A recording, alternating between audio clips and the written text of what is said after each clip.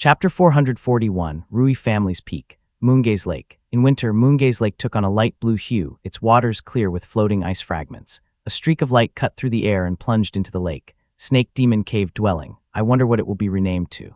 Li Zijian performed a hand seal and cast a water avoidance spell before diving into the lake and landing on the dark yellow lake bed. The Snake Demon Cave Dwelling, located on the lake's shore, had a shallow entrance and a simple formation set up by the Li family themselves. Upon performing another hand seal to enter the formation, he found himself in a spacious mansion. The sky above was a light blue color, and the floor and the walls around him were smooth and white. The mansion was divided into several small courtyards, with more than a dozen cave dwellings created in the surrounding stone walls. Most of these caves were dim and empty. In the center stood a massive icy blue column with a roughly polished surface. It supported the cave, linking the upper and lower earth veins and maintaining the spiritual chi at 40% higher than the atmosphere outside. The cave dwelling's illumination came from this column. The Li family identified it as Shuling jade, a common material mainly used for crafting jade slips. Though not particularly valuable, such a big piece of this size was certainly rare. Since it maintained the spiritual chi levels, the Li family had no intention of mining it. Li Zijian flew to the high platform in the center where Li Wen, who was wielding two maces, enthusiastically greeted him. Young master. The Li family's branch now boasted nearly 10,000 members, including many embryonic breathing realm cultivators who had mostly moved to the peak to work. Li Keiyang was the only unrefined chi cultivator, while Li Wen was the sole chi cultivator who could be considered a genius. Already reached the third heavenly layer of the chi cultivation realm at 35. That's impressive. Li Wen found little use for his skills due to the recent restructuring of the clan and had been assigned here to cultivate in peace. Ever since Li Zicheng became the clan chief, they rarely saw each other. Only a few people remained in this cave dwelling. Li Yunjie was still in seclusion on Wudu, but Li Qingheng had moved here. The other two promising disciples from the minor sect Li Chengyu and Li Chengchu were also cultivating here. Li Zijian visited the courtyard of the two younger disciples and offered them some guidance. As he activated his true essence, white snowlight seemed to swirl around him, giving him an ethereal appearance that filled the disciples' eyes with admiration. "That's amazing, eighth uncle," they exclaimed excitedly. These disciples were expected to achieve the chi cultivation realm and eventually become the peak guardians, replacing the external cultivators. As such, it was only natural for Li Zijian to invest in their development. He took out 2 pills, intending to gift one to each of them. As he pondered this, a purple light suddenly illuminated one of the cave dwellings in the wall. Li Qingheng emerged and landed beside Li Zijian. "Uncle Xuanxuan is back," she announced softly. Li Xuanxuan and Kang Yu arrived at the Li family's territory. Kang Yu looked around in surprise and remarked, "I heard that Moongaze Marsh was once the premier dojo in Jiangnan. However, the great battles had damaged the earth veins and depleted its spiritual energy. I never imagined it would still be so beautiful." Kang Yu, whose lineage was known for moving mountains, immediately assessed the landscape. He praised it enthusiastically before pointing to Mount Yuding and saying regretfully, "That mountain has been damaged before. Otherwise, it would have made an excellent immortal mountain." "You have a keen eye, fellow Taoist," Li Xuanxuan exclaimed. The Li family had only risen to prominence less than a century ago, so it was no surprise that Li Xuanxuan was oblivious to Mount Yuding's history. The revelation was certainly eye-opening, and the two continued their conversation. Shortly after, Li Zijian and Li Qingheng approached to greet them.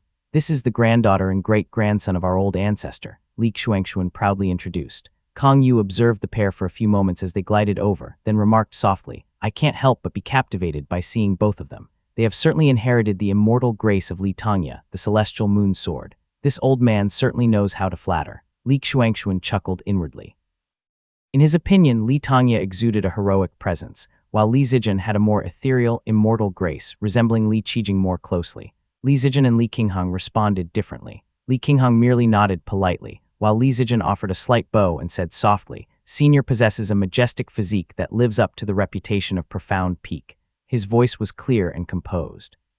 Since Kang Yu's compliment was meant to be flattery, he could not help but look at Li Zijian again and joked, "It would be a disaster if a descendant as promising as Zijian were as mean and ungrateful as Sidumo." Li Xuanxuan smiled wryly, never expecting Kang Yu to be such a petty man. He quickly shifted the conversation to the earth vein. Li Zijian flew closely behind them, listening intently. Li Zijian's striking appearance, a divine gift he had been proud of since childhood, was something he skillfully leveraged.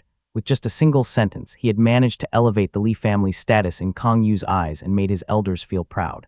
"Everyone in this world is shallow," Li Zijian reflected in disappointment, amused by his own tendency to exploit his advantages. As they descended on the lake, Li Shuangxuan circled the area and asked, "Fellow Taoist, what do you think? Would it be appropriate to move the mountain here?" Kang Yu looked around, cast a few spells, and then flew to the shore. He scooped up several handfuls of mud before returning with a smile. "I see it now, fellow Taoist. Your family has a cave dwelling at the bottom of this lake and it's spacious. Moongaze Lake is truly an excellent location." Li Shuangxuan, not one to shy away from compliments, laughed and responded, "Your vein-searching technique is truly remarkable, fellow Taoist." Securing this cave dwelling was no easy task for my family. Kang Yu nodded and continued seriously, "I've examined it closely. The earth veins here are shallow, but the water veins are abundant. We can't move a large mountain here. It would not only disrupt the spiritual chi of the cave dwelling, but also cause the mountain to erode into sand and stone within 100 years. Additionally, the water veins in this cave are cold and yin, which suits serpent dragons. Therefore, the mountain we move here cannot contain fire veins. You won't be able to perform alchemy or forge weapons on this mountain." Li Shuangxuan expected no less of Kang Yu's skill, given that the profound peak gate was renowned for its expertise in moving mountains. Kang Yu meticulously outlined the potential issues and concluded, to move a mountain here, it will likely require at least 50 spirit stones and 12 chi cultivators. That won't be a problem. Li Shuangxuan said as he waved his hand. With ample manpower and resources at their disposal now, the Li family agreed readily. A smile broke across Li Zijian's face as he watched on from behind the group. "Uncle Yuanping's heart will probably ache soon." "Excellent," Kang Yu replied. Together, they surveyed the mountains near the eastern shore. It took a long time to examine each one thoroughly. Naturally, the dozen or so families on the eastern shore did not dare to interfere and allowed the inspection to proceed without protest. By the time Kang Yu resumed his flight, dusk had settled. He reviewed the map, eliminating large mountains and those with fire veins as well as complex earth veins, and then declared, "The remaining options are all suitable. Choose whichever you prefer." The three of them were immediately delighted and landed on the Rui family's mountain. Rui Qiangqiu, the head of the Rui family, bowed and opened the formation, following respectfully behind. The two elders entered the mountain to inspect the earth vein. Meanwhile, Li Zijian addressed Rui Qiangqiu warmly, "Apologies for the intrusion. If the Rui family's mountain is chosen, the family head will offer your family a position on the peak with various compensations, including spirit fields and spirit patties. Additionally, the children of your family will have the opportunity to study with us." Rui Qiangqiu nodded in agreement. Though the subsidies from the Li family might not match the value of the immortal mountain, the chance to leave their current location and gain favor was a significant opportunity. He could only weigh the benefits in his own mind. While Li Zijian reassured the head of the Rui family, Li Shuangxuan in the mountain pointed to the spirit spring and asked Kang Yu, "This spirit spring has been affected by the green essence copper and is freezing cold. It cannot be used to irrigate spirit fields. If we move this mountain, will there be another spirit spring that can nourish spirit plantations?" Chapter 442, Kingdu Peak I. "It's definitely green essence copper," Kang Yu confirmed. "It must be nearby." "Your family is really lucky to discover such rare spirit ores," he added, scooping up a bit of spring water and using a spell to analyze it. After a few moments, he nodded in approval and said, "If we move this mountain, the shift in the earth vein will cut off the flow for about 7 years. After that, the spring water will return and the cold yin qi will be gone." "Good," Li Shuangxuan replied in delight with a nod. 7 years isn't too long. The Li family can wait." He then continued, "This ore vein actually belongs to the Xiao family, the immortal clan. Its production and reserves are meticulously recorded on Xianyu Peak. It has nothing to do with my Li family." "That's unfortunate," Kang Yu replied with a regretful smile. "Green essence copper can neutralize yang heat and enhance quality. I guess people like Taoist master shooting must have probably been aware of this years ago and snatched it up," he added. Li Zijian, who had approached just in time to hear Kang Yu's remark, raised an eyebrow. Li Shuangxuan was also slightly taken aback but quickly responded, "You must be joking, fellow Taoist. The families on the eastern shore were all guided by the Xiao family. There's no such thing as snatching. All the tributes my family collects are also reported to the Taoist master."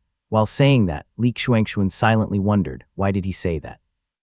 Is he testing the relationship between my family and the Xiao family? Kang Yu was stunned by the response before smiling and saying sheepishly, "Please forgive me for speaking without thinking." With the mountain selected, a group of cultivators from the Li family gathered around. Kang Yu then produced 12 formation flags, handing them out to Njayan and the others. He positioned each person around the lake and gave a single instruction. "When you see the golden light, activate the formation." Back on the shore, the Jade Court guards had already moved the Rui family members from the mountain. Kang Yu then retrieved a long, wide white talisman from his robe. It was half a person's height with something written in red ink on it. "This is a pile of gravel, not a mountain." At the end of the talisman was a small, bright red seal. Kong Yu explained, this is the seal of Taoist Master Changxi, used specifically for moving mountains. It can deceive the earth vein, making the relocation process much easier. Kong Yu stuck the talisman atop the mountain and then retrieved a handful of soft soil from his sleeve. He handed it to Li Xuanxuan while instructing, when the earth vein begins to gush, infuse your mana into this wuxi sand and use it as a plug. If there's some leakage of earth vein baleful qi during the move, the profound peak gate will handle it for your family, he added with a reassuring smile. Li Xuanxuan took the spirit soil and replied, yes please, fellow Taoist. Kong Yu nodded and then untied the long golden rope from his waist. He carefully folded it and coiled it between his fingers, then began flying around the mountain and waving it around while chanting an incantation. Soon the entire mountain and surrounding area was enveloped in a golden glow. One by one, the embryonic breathing realm cultivators of the Li family ascended the mountain. Over 100 of them took their positions, gripping the golden thread and sitting cross-legged, all channeling their mana into it. Having completed the necessary preparations, Kong Yu breathed a sigh of relief and shouted, let's go. Immediately, sand and rocks were hurled into the air as a thick black mist enveloped the surroundings, and eerie wails echoed loudly as the sky darkened. Rui family's peak, once lush with trees, trembled and vanished amidst the surging earth vein baleful qi. You call this some? Li Xuanxuan exclaimed in horror, having been caught off guard by the onslaught of black qi. As the thick earth vein baleful qi surged forth, Li Xuanxuan hurriedly channeled his mana into the wuxi sand, throwing it into the chaotic scene. Go, he yelled. The spirit soil met the dark energy and expanded rapidly. Black rain began to fall, transforming the soil into mud upon contact with the ground. It rolled on the ground, gradually plugging the damaged earth vein. Clouds of black baleful qi still lingered in the sky. Li Xuanxuan looked back to find that the Rui family's peak had disappeared, along with Kong Yu and the others.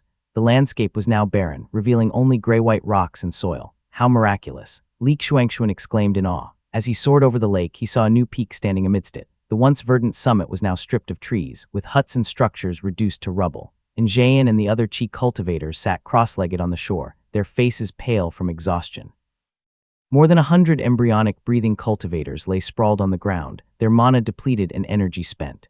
Kong Yu's face was as pale as paper, but he pushed through, not daring to pause for a second to even catch his breath. He took out a white jade bottle, soared into the sky, and used his Dharma artifact to gather all the baleful qi. Once he was done, he landed with a sigh of relief.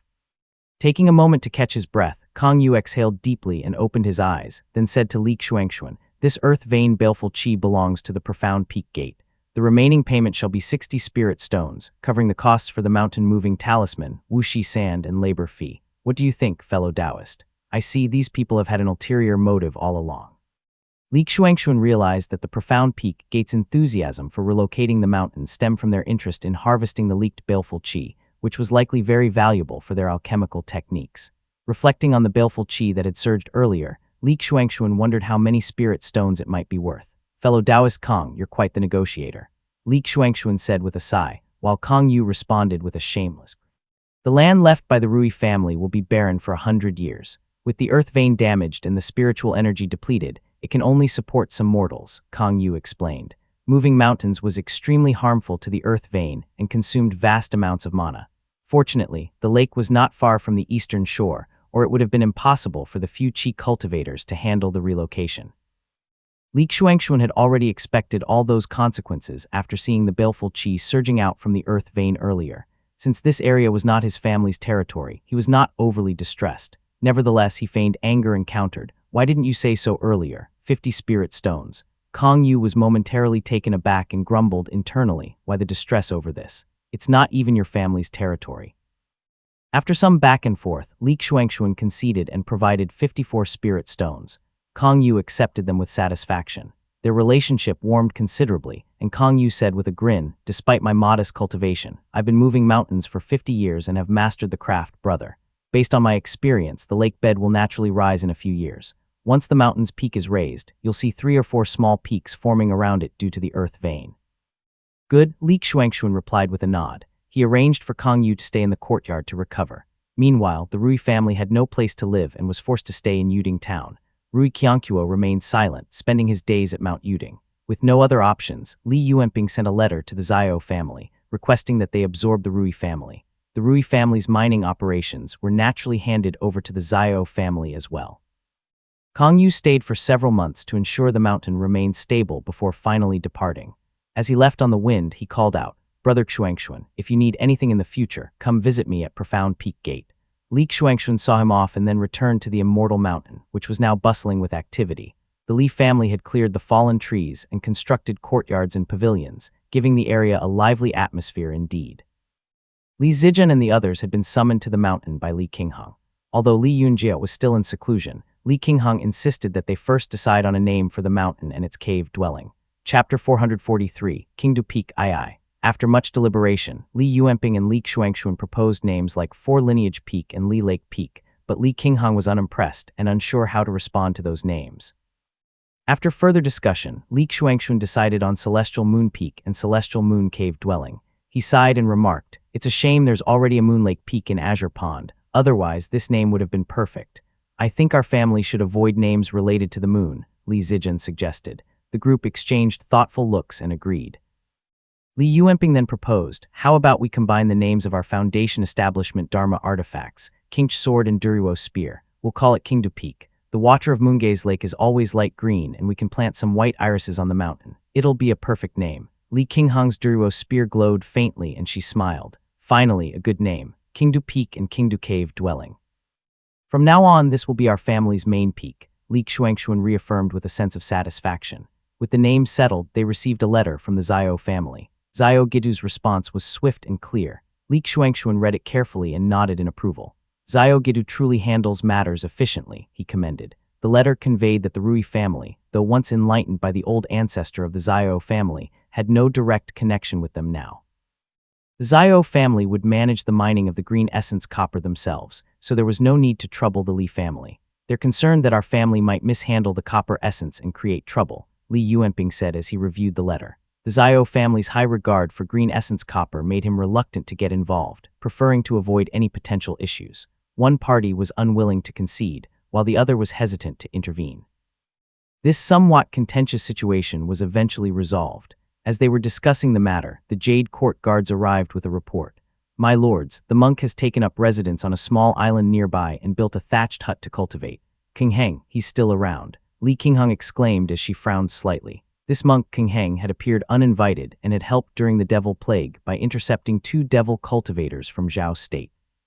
His intervention had prevented significant casualties. Since the Li family owed him a favor, it was difficult to drive him away, so they had no choice but to allow him to stay on the lake.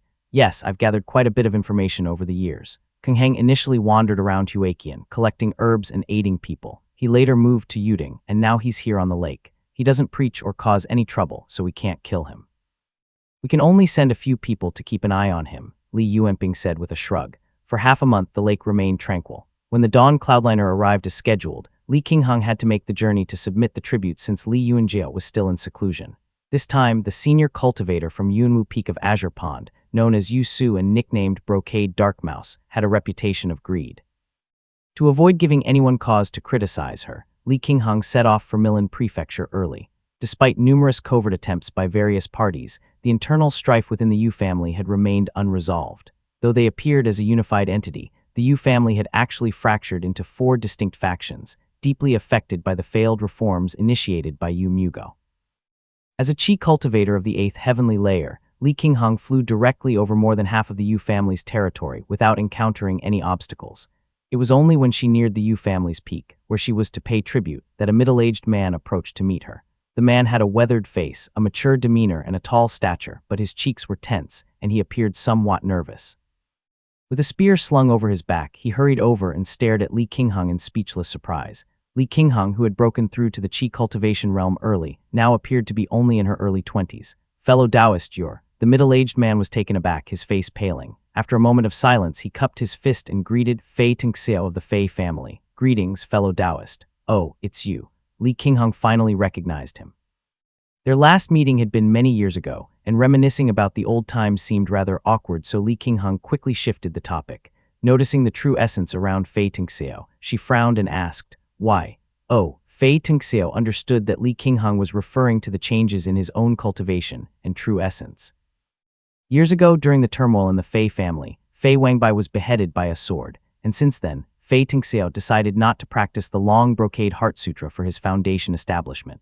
Unwilling to give up, he dispersed his cultivation and started anew.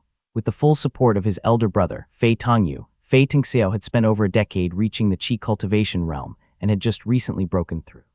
No matter how quickly he progressed, it had taken Fei Tingxiao 30 years to become a qi cultivator, having passed through the embryonic breathing realm twice. Despite being considered a genius in his family, he found himself nearing 40 before achieving this level. Beyond his deep sense of disappointment, the lines of age had begun to show on his face. Seeing Li Qinghong, who remained as heroic, radiant, and beautiful as in her youth clad in jade armor and wielding a spear having already reached the 8th level of qi cultivation, Fei Tingxiao found it difficult to articulate the emotion he was feeling at the moment. He had been so decisive in the past, ready to sacrifice everything and disperse his cultivation, but the consequences of his choices had left him with a pale face right now. Nevertheless, he managed to say, "Are you here to submit the tribute too, fellow Taoist?" Although he did not provide any explanation, Li Qinghong managed to figure it out by connecting the dots. She looked at him guiltily and replied softly, "Yes." The conversation fell into silence. On the peak, with only the two of them standing in the cold wind, Fei Tingxiao's face gradually calmed. After several failed attempts to speak, he finally said with a bitter smile, "Things are unpredictable." The situation changed so quickly back then that no one could have imagined. Li Qinghong responded softly, and as the glory of dawn cloudliner began to rise in the sky, more people gathered. The cultivators from various families stopped respectfully, greeting Li Qinghong as a senior before continuing on their way. Fei Tingxiao remained pale, his head bowed, saying nothing. Although he should have addressed Li Qinghong as a senior, he simply could not bring himself to do so and remained silent. After a while, the dawn cloudliner landed on the peak, and a group of cultivators descended. The leader, dressed in a brocade robe rather than his usual uniform, had a short beard, dark yellow skin, a thin face, and sparkling eyes. He was Yu Su, the senior brother of Yuanwu Peak, also known as Brocade Dark Mouse. Yu Su stepped off the cloudliner and glanced at the assembly, then asked softly, "Where are the Yu family's members?" A representative was pushed forward. Yu Chengyi, the 7th son of Yu Mugo. He dropped to his knees with a thud and exclaimed, "Greetings, immortal envoy of the upper sect." Yu Su glanced at him, then shook his head and said, "My junior brother has made a specific request, so I'll attend to that first before discussing anything further with you." At the peak of the Foundation establishment realm, Yu Su was the highest-ranking cultivator anyone on the lake had seen. His brocade robe fluttered as if moved by an invisible wind, and his presence was commanding. His words left everyone in awe.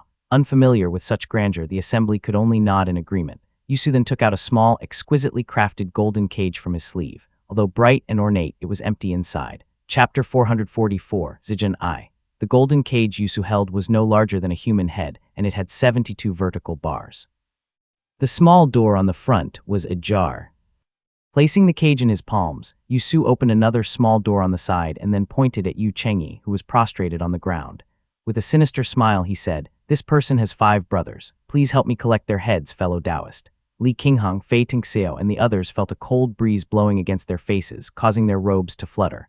Given Yu Su's authority, none of them dared to assess that golden cage with their spiritual senses.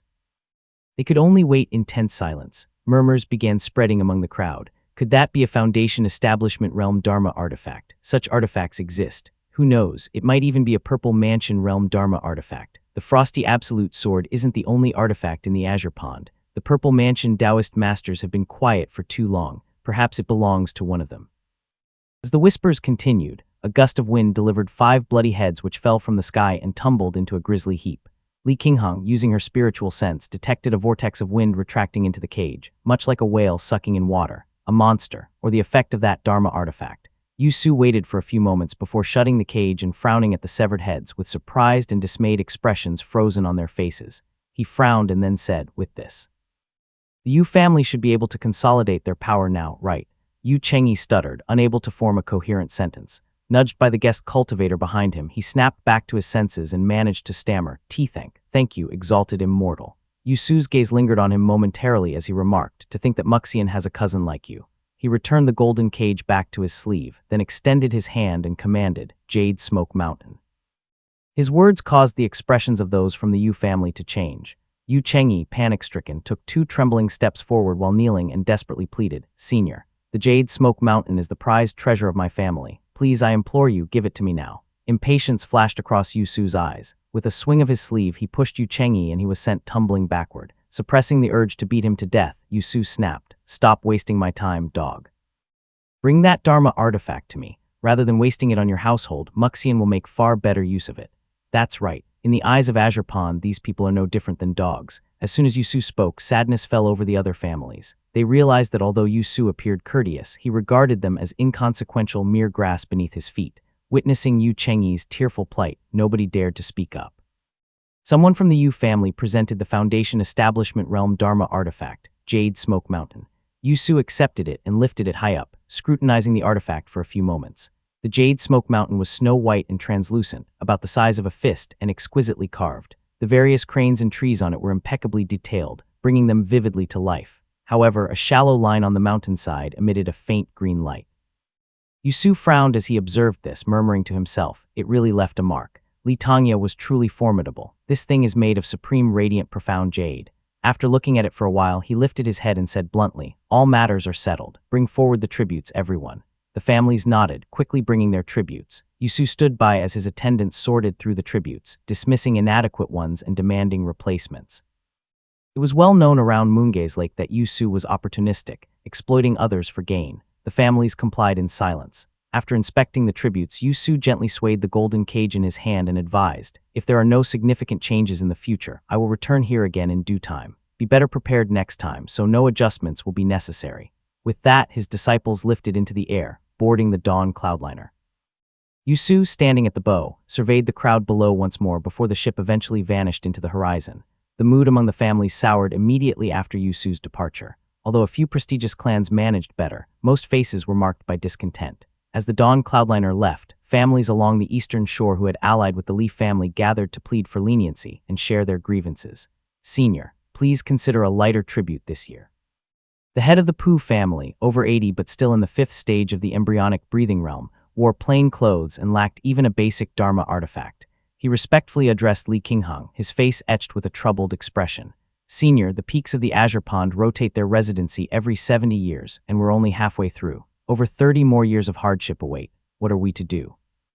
His land, affected by green essence copper, scarcely supported the growth of spirit patties. While the Rui family had found relief by pledging loyalty to the Li family, the remaining 4 families remained deeply troubled, as they were among the poorest on the eastern shore. He looked to Li Qinghang with earnest hope for a favorable word. Rui Qiangqiu, standing behind Li Qinghang respectfully, could not help but secretly rejoice at the misfortune of their former competitors.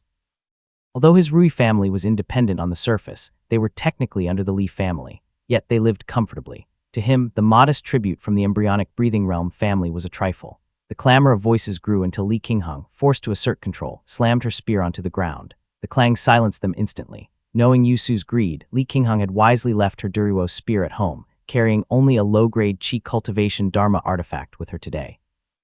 Yet even this was enough to shatter the stone bricks on the ground.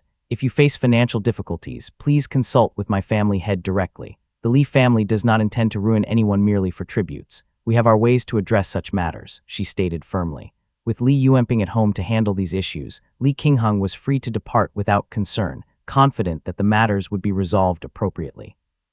The forest path near Lijing Town was shrouded in darkness, yet it buzzed with activity as several figures in white armor galloped past. Leading them was Li Zicheng, astride a spirit horse. Li Zicheng rode along the dark path near Lijing Town, illuminated by fireflies that floated silently beneath the leaves of the trees around them. Zhang Xuo, his loyal companion, galloped on without a word. Li Zicheng, now head of the Jade Court Guards, had to maintain a cautious distance from his brothers to avoid any suspicions. Trailing close behind him was Chen Mufeng, the highest-ranking guard in the Jade Court Guards. His talent rivaled that of Chen Dong, but his slightly superior cultivation technique used during the embryonic breathing phase had allowed him to advance faster, achieving the second heavenly layer of the Qi cultivation realm, a rank mirroring Li Zicheng's own. Though Li Zicheng was the eldest by about 10 years, he was considered the least talented among his siblings. Nevertheless, he managed to attain the Qi cultivation realm at 30, thanks to a grade 3 technique he practiced during the embryonic breathing realm. Chapter 445, Zijin II. Under the cover of night, one man rode on horseback while the other rode along the wind. Li Zicheng held a jade slip and spoke softly. During this patrol inspection, 2 individuals in Huaqian were caught hiding spirit patties. They've been arrested as per the rules. What did the clan affairs courtyard say? Chen Mufeng, a man around his age and deeply trusted, responded, "They have been brought to justice, but one of them belongs to a minor sect of the second lineage. The eldest son, Li Chengchu, is practicing at Qingdu's main peak. This." Li Zicheng shook his head, replying softly, "It doesn't matter. Everything should follow the rules. The family head will decide their fate. Likely, he'll impose a severe or minor punishment and reassign him to a less critical role. Chen Mufeng nodded as they continued along the river. Observing the verdant growth around them, Li Zicheng smiled and remarked softly, "Mufeng, our family is flourishing, with all lineages united." The external cultivators and those in the minor sects are emerging like bamboo shoots after rain. It's a golden era for us, truly a cause for celebration. Chen Mufeng smiled in agreement, replying, "The main family is the clouds in heaven and we are the vines on earth. We're a single entity. Naturally, hearing this brings joy to my heart." Switching the jade slip to his other hand, Li Zicheng suggested warmly, "I have a concubine-born sister, Yunying, who isn't married yet. She's quite the catch for any promising qi cultivator. Are you interested in taking her as your wife? Perhaps I can arrange a meeting between you two soon. If you fancy her, it could be a wonderful union between our families, don't you think?" Chen Mufeng was immediately overjoyed. He had remained unmarried since his wife's passing precisely for an opportunity like this. Now that he was finally given the chance to become part of the Li family's second lineage, he nodded enthusiastically and happily replied, "Thank you, my lord." The two conversed for a while longer. Chen Mufeng, now working under Li Zicheng, felt a newfound closeness to him. His speech grew more relaxed as he leaned in and whispered, "Mufeng has been serving you for many years, yet a doubt still lingers in my heart." "Speak," Li Zicheng encouraged, nodding slightly. "My lord." Chen Mufeng began, but just then a cold wind descended from the sky, cutting him off mid-sentence. A young man in white, with a sword at his waist and sharp eyes, rode the wind toward them. His gaze briefly met Chen Mufeng's before settling on Li Zicheng. Brother Jun, come." Li Zicheng greeted as he warmly grasped his younger brother's hand, pushing Chen Mufeng's words to the back of his mind. Li Zicheng chuckled and suggested, "This is not the place to talk. Brother, why don't we ascend the mountain?" "Of course." Together they soared upward and landed in the small courtyard on Mount Qingdu. Li Zicheng pushed the door open and entered. With a wave of his sleeve, the room lit up instantly. He fetched 2 pots of wine and placed them on the table, then filled the cups. He then said, "Brother, you're quite the figure these days. I've heard the Jade Court guards are more efficient than the Clan Affairs courtyard in overseeing the 6 peaks." "Nothing like that," Li Zicheng chuckled, humbly dismissing the flattery. Li Zicheng chuckled as well and continued, "I've also heard that the impoverished families and branches you've assisted have reformed admirably. They've joined the peaks and even the Clan Affairs courtyard and Jade Court guards. Everyone speaks highly of you. You're exaggerating." Though the tale was well regarded within the clan, and Li Zicheng privately took pride in his foresight, he quickly adopted a modest tone in response to his brother's words. Li Zicheng waved his hand and added, "Our second lineage has nurtured many talents who now hold significant positions across various peaks. Having spent years in seclusion on the mountain, I rarely manage family matters. These successes are undoubtedly linked to your diligent training and leadership." Li Zicheng's frown deepened as he took a sip of the wine handed to him by Li Zicheng. A realization dawned on him, prompting him to say in a stern voice, "I have never shown the slightest favoritism. These people have earned their positions through talent and hard work. If you, Brother Jun, suspect me of such, it severely underestimates me. Brother, there's nothing wrong with what you've done." Li Zicheng, seemingly anticipating this response, shook his. "If I believed otherwise, I wouldn't be so respectful towards you," he said with a comforting warm smile. He raised his eyebrow as he continued in a cooler tone, "You can promote talent, forge alliances through marriage, influence the Yuding in 2 courtyards, and cultivate confidence among the peaks." Pausing, Li Zicheng fixed his gaze on his brother. "However, these are not actions befitting the eldest son of the second lineage, nor what Brother Ziming should be doing." He set down his jade cup and squinted at his older brother. "Big brother, do you realize what you're doing? You're building your own support base and calming the masses. You're proving you're more capable than Brother Ming, forcing the family head to reconsider Ziming's leadership." At this, Li Zicheng's usually gentle face grew serious as he replied slowly, "There's no such thing as forcing. If any, it is the family forcing Minger, who clearly has no interest in these matters. You're misinterpreting my intentions. I'm merely acting in the family's best interest. The succession issue isn't settled yet." Li Zicheng's expression tightened, his voice lowering. "Ziming can still father children. Even if he lacks the desire, his offspring could lead." Li Zicheng sighed gently, asking softly, "What do you think then, Brother Jun?" This question left Li Zicheng speechless. Torn between a brother stripped of power by his own action and an elder brother poised to reveal his ambitions, Li Zicheng closed his eyes, unable to respond. The elders in the family are probably allowing the situation to turn into this. Unable to think of something better to say, Li Zicheng then spoke in a subdued tone. "I too bear responsibility for Ziming's plight. Since he was confined, the entire second lineage has been pushing you to act. Pressured by so many people, I guess you have no other choices either. I have no right to criticize you, big brother." Li Zicheng nodded thoughtfully as Li Zicheng's stern expression softened, and he continued, However, those you have promoted, many have risen only through your favor and by leveraging your prestige, gaining support across second lineage. You must be cautious in how you utilize them. I understand, Li Zicheng acknowledged, prompting Li Zijun to cup his fist respectfully and say gently, from now on we two brothers will lead the generation of Zai and Yue. I trust you will act with prudence. With a decisive sweep of his sleeves, he turned to leave. His white robe fluttered as he approached the door. Li Zicheng watched his tall figure, murmuring words barely audible. Why didn't you ask if Uncle Yunjiao has instructed me to do these things, Brother Jun? Li Zijun paused briefly, then took to the wind. Li Qinghong emerged from 3 years of seclusion on Qingdu Peak after having spent some time stabilizing her powers at the 8th heavenly layer of the Qi cultivation, preparing to take a pill on either the first or last day of the month to break through to the 9th heavenly layer. She never expected Li Yuanping's sudden arrival. Li Yuanping reported strange phenomena at Mount Wudu, surging clouds above the cave dwelling, faint sounds of dripping water within, and clear water bursting forth from the ground. Even the weather at Mount Jue had grown erratic, with downpours ending as abruptly as they had begun, leaving the skies clear and the local fauna, including fish and turtles, scrambling ashore. The Li family had been through Li Tongya's breakthrough previously. When Li Qinghong heard these accounts, she realized that her brother, Li Yunjiao, was nearing a critical breakthrough in his foundation establishment. Geez, breaking through to the foundation establishment realm is a life-and-death trial. How can he attempt it without telling me first? She grumbled. Although annoyed, Li Qinghong flew to Mount Wudu hurriedly and took up a vigilant watch outside the cave dwelling. Chapter 446, Li Fire Spear I. Li Qinghong had just arrived at the courtyard when she noticed a female cultivator standing quietly there, holding the hand of a little girl. Her face was veiled with spirit gauze. Upon seeing Li Qinghong, she greeted him with a warm smile. You're here, Qinghong. The woman Zhao Giluan appeared to be in her 20s despite her actual age being over 40. It was no surprise, as the Zhao family was an immortal clan, and she was at the 3rd heavenly layer of the Qi cultivation.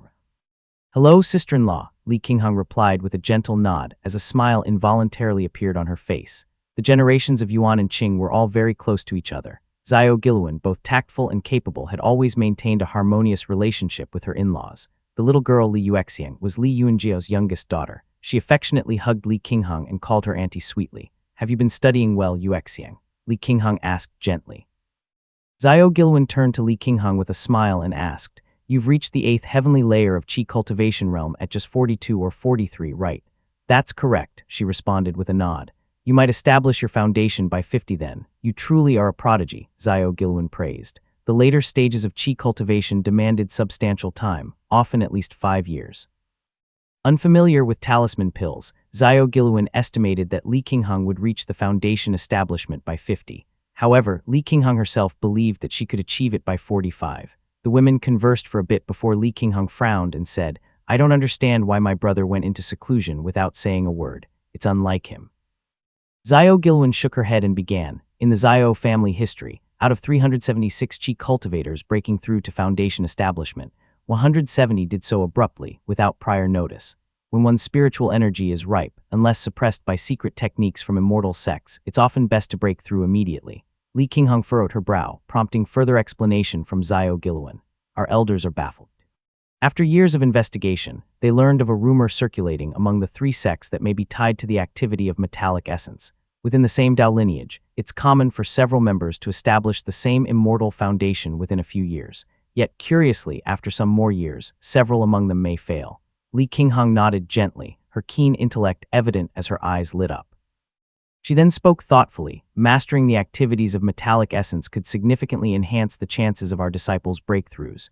If one could cultivate metallic essence effectively, then that means they could control the Dao lineage at will, to determine who achieves breakthrough. She suddenly fell silent and looked at Zhao Giluan, only to notice a subtle shift in her expression. The two exchanged a silent, knowing look. No wonder the prestigious clans of the Su state were decimated by a reincarnated being. Just the sight of a hint of metallic essence instills terror in anyone.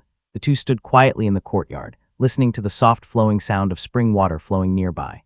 Zhao Giluan continued in a gentle voice, Those are probably just false rumors. In the ancient texts, no sect within the first 300 years has mentioned any Dao lineage that could control foundation establishment. Looking at the shimmering water ripples in the cave dwelling while engaging in their speculative conversation, they were startled by a sudden loud explosion. Boom! The sky outside the courtyard burst into a brilliant display, with clouds turning a radiant gold. Streams of light danced through the air as numerous mana lights streaked across the sky. Li Qinghong looked up and swiftly ascended, riding the wind upward. The golden lights in the sky merged into the distant red hues of sunset, and the brilliance in the east shone intensely for several moments before gradually fading away. More mana lights appeared, belonging to cultivators of various sizes and colors, all converging toward the east. Li Qinghong hovered and observed for a moment before a cultivator in the early stages of the Qi cultivation realm approached. Li Qinghong stopped him with her spear raised, prompting a look of annoyance from them. However, upon recognizing her advanced cultivation realm at the 8th heavenly layer, he quickly softened his tone. "What assistance may I offer, fairy?" he asked. "If I may inquire, fellow Taoist, what is happening in the east?" Li Qinghong asked. The cultivator, impatient yet respectful, responded swiftly. "Senior must have been in seclusion for a long while. This spectacle marks the collapse of a grotto heaven, likely the Eastern Fire Grotto Heaven in Yufu Prefecture that has been the recent talks. If you're heading there, perhaps you could bring me along." Eastern Fire Grotto Heaven. Li Qinghong pondered aloud. Li Xuanxun often relayed the news from Kongyu to everyone in the family. When Li Qinghong learned that the disturbance originated from Yufu Prefecture, she shook her head slightly and quickly made up an excuse. "This sounds too good to be true. The 3 sects and 7 gates have probably claimed everything. As long as the Grotto Heaven's forbidden mechanisms remain intact, we are just pawns being used as scouts." The rogue cultivator shook his head and replied, "You must be joking, Senior. How could we simply enter the Grotto Heaven? The spiritual energy released upon its fall scattered various essences like spiritual qi, spirit water, and spirit fire across Mount Dongli. There's plenty to go around for those who simply wish to gather spirit materials and depart." Li Qinghong frowned slightly but allowed him to pass. Xiao Gilwen caught up and gazed toward the east, then explained, "It must be Chuyi, the Li Fire Spear, who opened the Eastern Fire Grotto Heaven. That incident had indeed caused quite a stir. Judging by the date, this was expected." Puzzled, Li Qinghong asked, "Where did this Li Fire Spear come from?" "I've never heard of this Foundation Establishment Realm cultivator. For someone like Li Qinghong who had a passion for spears, it seemed improbable that she would be unaware of a notable spear-wielding Foundation Establishment Realm cultivator." Xiao Gilwen explained, "You may not know Qinghong, but this person only rose to fame recently. He received the legacy of the Dongli sect at a young age and achieved the Foundation Establishment Realm by 31 and is considered a top-tier genius." Chuyi was originally a rogue cultivator from Yufu Prefecture. After his legacy was exposed, he was framed by the Han family of the local clans. Within just a few years, he achieved a breakthrough and eliminated 2 Foundation Establishment Realm ancestors in Jiangnan. His reputation has resonated throughout the region, earning him the nickname Li Fire Spear. She paused briefly before adding, "Now, all of Jiangnan is aware that he has the legacy of Dongli sect. It's also widely rumored that he will soon enter the Eastern Fire Grotto Heaven." After absorbing this information, Li Qinghong mused internally, such a genius. He must be a true monarch. As she contemplated this, an elderly man with a wrinkled face and white hair ascended hastily. His expression was anxious as he called out, "Hunger, you must not go." Li Qinghong flew toward him and smiled reassuringly. "Uncle, you worry too much. Qinghong is not one to be blinded by greed," she replied. Xiao Gilwen also approached, respectfully greeting the man. "Father." Li Xuanxun sighed softly and said, "Indeed, you are not one to act rashly, but you'll never know if any divine ability is at play. I fear you might be led astray just like Yu Yufeng was." With concern on his face, he continued, "The moment I heard Chuyi is Li Fire Spear, I was shocked. Despite all the news we've received, we never dared to interrupt your seclusion." The 3 then descended and seated themselves in the courtyard. Xiao Gilwen brought Li Yuexiang away as Li Xuanxun continued speaking. As Gilwen mentioned, this Wander Fire Spear, Chuyi, is likely the true monarch awaited by the Azure Pawn sect. The Han family's actions are merely a repeat of what the Kong family faced. Outside of the 3 sects, 7 gates, and a few immortal clans, most other families remain in the dark, clueless about the current state of affairs. He added after a brief pause. Li Qinghong stared at the mana light streaking across the sky, shaking her head skeptically. "You're saying those are disciples from the 3 sects and 7 gates that are heading there? Those lights seem enhanced by their escape spells. I don't think there are so many clans practicing escape spells." Li Xuanxun paused when she said this, observing intently. Realizing that Li Qinghong was right, he grew puzzled too. "Kongyu didn't look like he was lying," he said with a frown. Chapter 447, Li Fire Spear II. Li Qinghong reflected a moment before saying, "Kongyu mentioned that disciples from the 3 sects and 7 gates were barred from entering for 3 years. Now those 3 years have elapsed." Li Xuanxun exhaled, grasping the unspoken implications, and responded, "You mean, Chuyi is most dangerous before completing his Foundation establishment. Once he completes it and opens the Eastern Fire Grotto Heaven, things will stabilize." Li Qinghong nodded slowly, adding softly, I've considered Kong Yu's story. I find it hard to believe that this reincarnation is merely the golden core true monarch's amusement. Just consider the Taoist masters of Jiangnan, all of them are insightful and cunning. Do you think the golden core true monarch, above the purple mansion realm, would truly descend to the mortal world for amusement? Isn't such a reincarnated form inherently fragile? Li Xuanxun nodded thoughtfully as Li Qinghong continued, from a qi cultivator's perspective, things may appear one way, but from the vantage of the purple mansion or even the golden core realm, it's entirely different. Although there are purple mansion realm immortals, none established sects. Why was the Kong family destroyed overnight, allowing Taoist Master Chengxi to swiftly establish the profound peak gate and secure a position in Yue State? She added. Chills ran down Li Xuanxun's spine as he stammered. Could it be Chengxi? That's. Li Qinghong replied softly. This situation is a disgrace in the eyes of the Kong family. How do you know if it isn't Taoist Master Chengxi's maneuvering? Li Xuanxun broke out in a cold sweat but urged, carry on. Li Qinghong hummed in response and continued softly. I suspect that although the meteoric rise of the Li Fire Spear is portrayed as the true monarch's reincarnation among the mortals, he's actually orchestrating something beneath the surface. The Eastern Fire Grotto Heaven likely serves as the reward he promised to the three sects. Meanwhile, the seven gates are merely kept informed, privy to the knowledge but not the power. Li Xuanxun nodded in realization and sighed. As for the rogue cultivators, they only see the surface, believing it to be Chu Yi's genius ascent. Had Kong Yu not informed me, my family would also remain oblivious.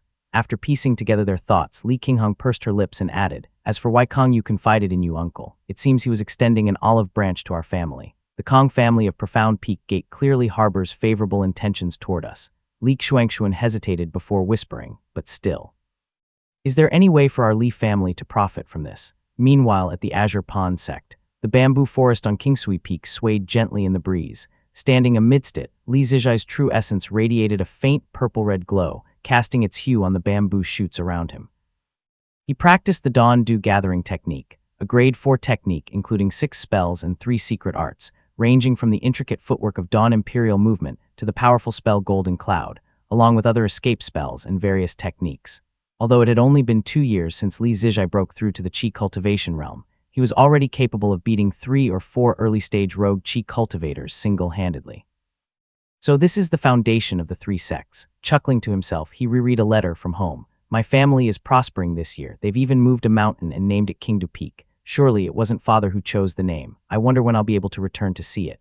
As he mused on, a voice from the forest interrupted his thoughts. Senior brother. Turning around, Li Zijai saw a young lady dressed in black looking at him. She appeared to be 17 or 18 years old, with a warm smile on her delicate face. Li Zijai cupped his fist and greeted her. Junior sister Yang. This was Yang Xiaor, a match made by Yuan Tuan from the Yang family for Li Zijai. With Imperial Cloud Peak's master, Yang Tiania, in seclusion, their planned meeting never materialized. In the end, she was sent over. Her talents were modest, and her looks were ordinary. She was usually quiet, but during the few times they met, she spoke warmly and adorably. As Li Zijai often secluded himself for cultivation, they did not get to spend much time with each other. Li Zijai's response was tinged with unfamiliarity, but Yang Xiaor seemed unperturbed. She continued smiling and said, Senior brother often cultivates in seclusion. It's rare for Xiaor to see you. Li Zijai nodded slightly in agreement. Yang Xiaor stepped closer, saying, Recently there have been disturbances outside the sect. Have you heard about the Eastern Fire Grotto Heaven? Li Zijai's eyebrows rose in surprise the moment he heard this. Eastern Fire Grotto Heaven. Well, I've heard a little about it. There's talk of a Foundation Establishment Realm cultivator named Chu Yi the Li Fire Spear. Is this real? Yang Xiaor nodded gently and replied, Chu Yi must be a truly remarkable genius to be able to turn Yufu upside down as a rogue cultivator. My father warned that this man is quite unusual and should not be provoked, suggesting he must carry a special fate on him. Li Zijai nodded as he thought about writing home to his family about this matter. Yang Xiaor continued, When the immortal gates of Wei State fled south, one of them established the Dongli sect. The Eastern Fire Grotto Heaven is well known, and its recent appearance has alarmed the cultivators of Wu and Yue states. The 3 sects and 7 gates have already secured the Grotto Heaven, poised to break through its formations and enter. Yet Chu Yi has already accessed it using secret techniques. As Li Zijai sat quietly on the rock, listening to Yang Xiaor's stream of news when she suddenly paused and asked, I wonder how many of us from Kingsui Peak are here. After a brief calculation, Li Zijai replied, Probably just you and me. I see. Yang Xiaor said as she nodded, her expression turning resolute as she gazed directly at him. Though not particularly striking, Yang Xiaor had made an effort with her appearance, managing to look quite pretty. She raised her eyebrows and spoke with a hint of nervousness. "Senior brother, being from the Sword Immortal clans, you are handsome and talented. Xiaor fears she isn't a suitable match for him. Although I've considered it, I don't wish to waste time." Taken aback, Li Zijai listened as she continued softly. "Xiaor has been on this peak for 2 years. Senior brother has never truly seen me. My talents are modest and my looks are plain. If senior brother is interested, I will dedicate my life to supporting him. If not, I will ask my father to annul our marriage." Li Zijai, surprised by her frankness, stared at her in silence before responding in a serious tone. "Zijai is not such a person. Since we have shared our wedding wine, we are bound as husband and wife for life, with no second thoughts. The past 2 years were solely to strengthen our cultivation." He smiled shyly and added, "Moreover, I feared you might think I was too frivolous." Yang Xiaor had braced herself for a range of reactions, but she had not anticipated such a response. Stunned for a moment by his sincerity, she stepped forward and kissed him on the cheek. Without hesitation, she pulled a white Dharma robe with black patterns from her storage pouch and offered it to him. "This is the robe I requested from my clan. It can protect my life in critical moments. Please accept it, senior brother." Li Zijai's face was tinged red, and before he could recover from the surprise, a snowy white robe was presented to him. How could I possibly accept such a lavish gift? And this is a mid-quality Qi cultivation realm feather robe. Feather armors were rare treasures. The Li family possessed only one piece of embryonic breathing realm jade armor, which was long since bestowed upon Li Qinghang as a treasured heirloom. Now, holding such a precious Dharma robe, Li Zijai felt as if he was clutching a fortune in spirit stones. "This is worth 200 spirit stones. Number possibly 300. Yang Xiaor gently pushed the robe into his hands and said with a smile, "This was part of my dowry from my father." "You." Li Zijai looked into her eyes, which sparkled with joy, yet he felt a pang of melancholy. "She's so innocent and genuinely devoted to me." Chapter 448, Serpent Dragon's Water Wisdom I. Can my family benefit from this? Li Xuanxuan asked, his heart pounding with anticipation. He was wary of the Purple Mansion realm cultivator's schemes, but also intrigued by the potential gains. The Dongli sect was once a prominent immortal sect. Putting aside the treasures inside the grotto heaven, even the spirit water, spirit fire, and spiritual qi outside it are all exceedingly rare, he remarked softly. Could we send a few guest or external cultivators to the area around the cave to compete with the rogue cultivators? If we managed to obtain 1 or 2 of the treasures, it would greatly benefit our family's future development. Li Qinghang, listening to his proposal, raised an eyebrow. "It's difficult to say. If you really want to involve our family, whether you send guest or external cultivators, it's essentially the same as sending our direct descendants," she replied. She continued, "Moreover, these guest or external cultivators who acquire some spirit water or spirit fire won't simply hand it over. They'd more likely escape with it." Li Xuanxuan was at a loss for words until Li Qinghang added, "Of course, we shouldn't risk our family members' lives. Even though Chu Yi has entered the grotto heaven, who can guarantee the rest could leave safely after harvesting the resources outside? They might be dead upon reaching Mount Dongli. The rogue cultivators don't have much to lose, they're simply looking for a chance. But our family is a different story." After a few moments of thought, Li Qinghang spoke softly. "While our family can't afford to risk entering Mount Dongli, there are plenty who are willing to take the risk. If hawks can't risk it, perhaps we can benefit from the sparrows." She pulled out a map from her storage pouch and pointed to Mount Dongli. Mount Dongli is located on the border of Yufu, surrounded by large prefectures to the northwest. Fleeing there would be unwise. If the rogue cultivators find the treasure and leave the mountain, they will likely head east, not northwest. East is the best direction to flee, toward the loosely controlled territory of the Purple Smoke Gate. Given that the Purple Smoke Gate is weak and preoccupied with dividing the treasure in the grotto heaven, their territory is sparsely guarded due to a shortage of manpower. Li Qinghang concluded confidently, "If I were a rogue cultivator with the treasure, I would definitely flee east, leave the Purple Smoke territory, and travel along the edge of Shanji Prefecture. I'd hide my identity in the Eastern Sea and establish a Dao lineage." Li Xuanxuan stroked his beard and fell silent for a moment before whispering, "Are you suggesting we ambush them in the territory of the Purple Smoke Gate?" "No," Li Qinghang replied with an excited smile. "It's better to position ourselves at the mouth of the river. The Purple Smoke Gate is too close to Mount Dongli, it's too dangerous there. I'll use the mirror to scout the river. With its ability to see thousands of miles away, no Foundation Establishment Realm cultivator will be able to catch me, and no Qi cultivator will be able to defeat me. Right now, the Purple Mansion Realm cultivator's attention is focused on Mount Dongli. The entrance to the sea is winding and difficult under the rule of the Yue cultivating sect. We can wait nearby. If we're lucky, we'll profit. If not, it's no great loss, just a matter of waiting for a few days." The plan seemed reasonable to Li Xuanxuan, but his advanced age and frailty had drained his courage, worn thin by past trials. He tried to speak but remained silent. Understanding his hesitation, Li Qinghong pursed her lips and refrained from speaking further.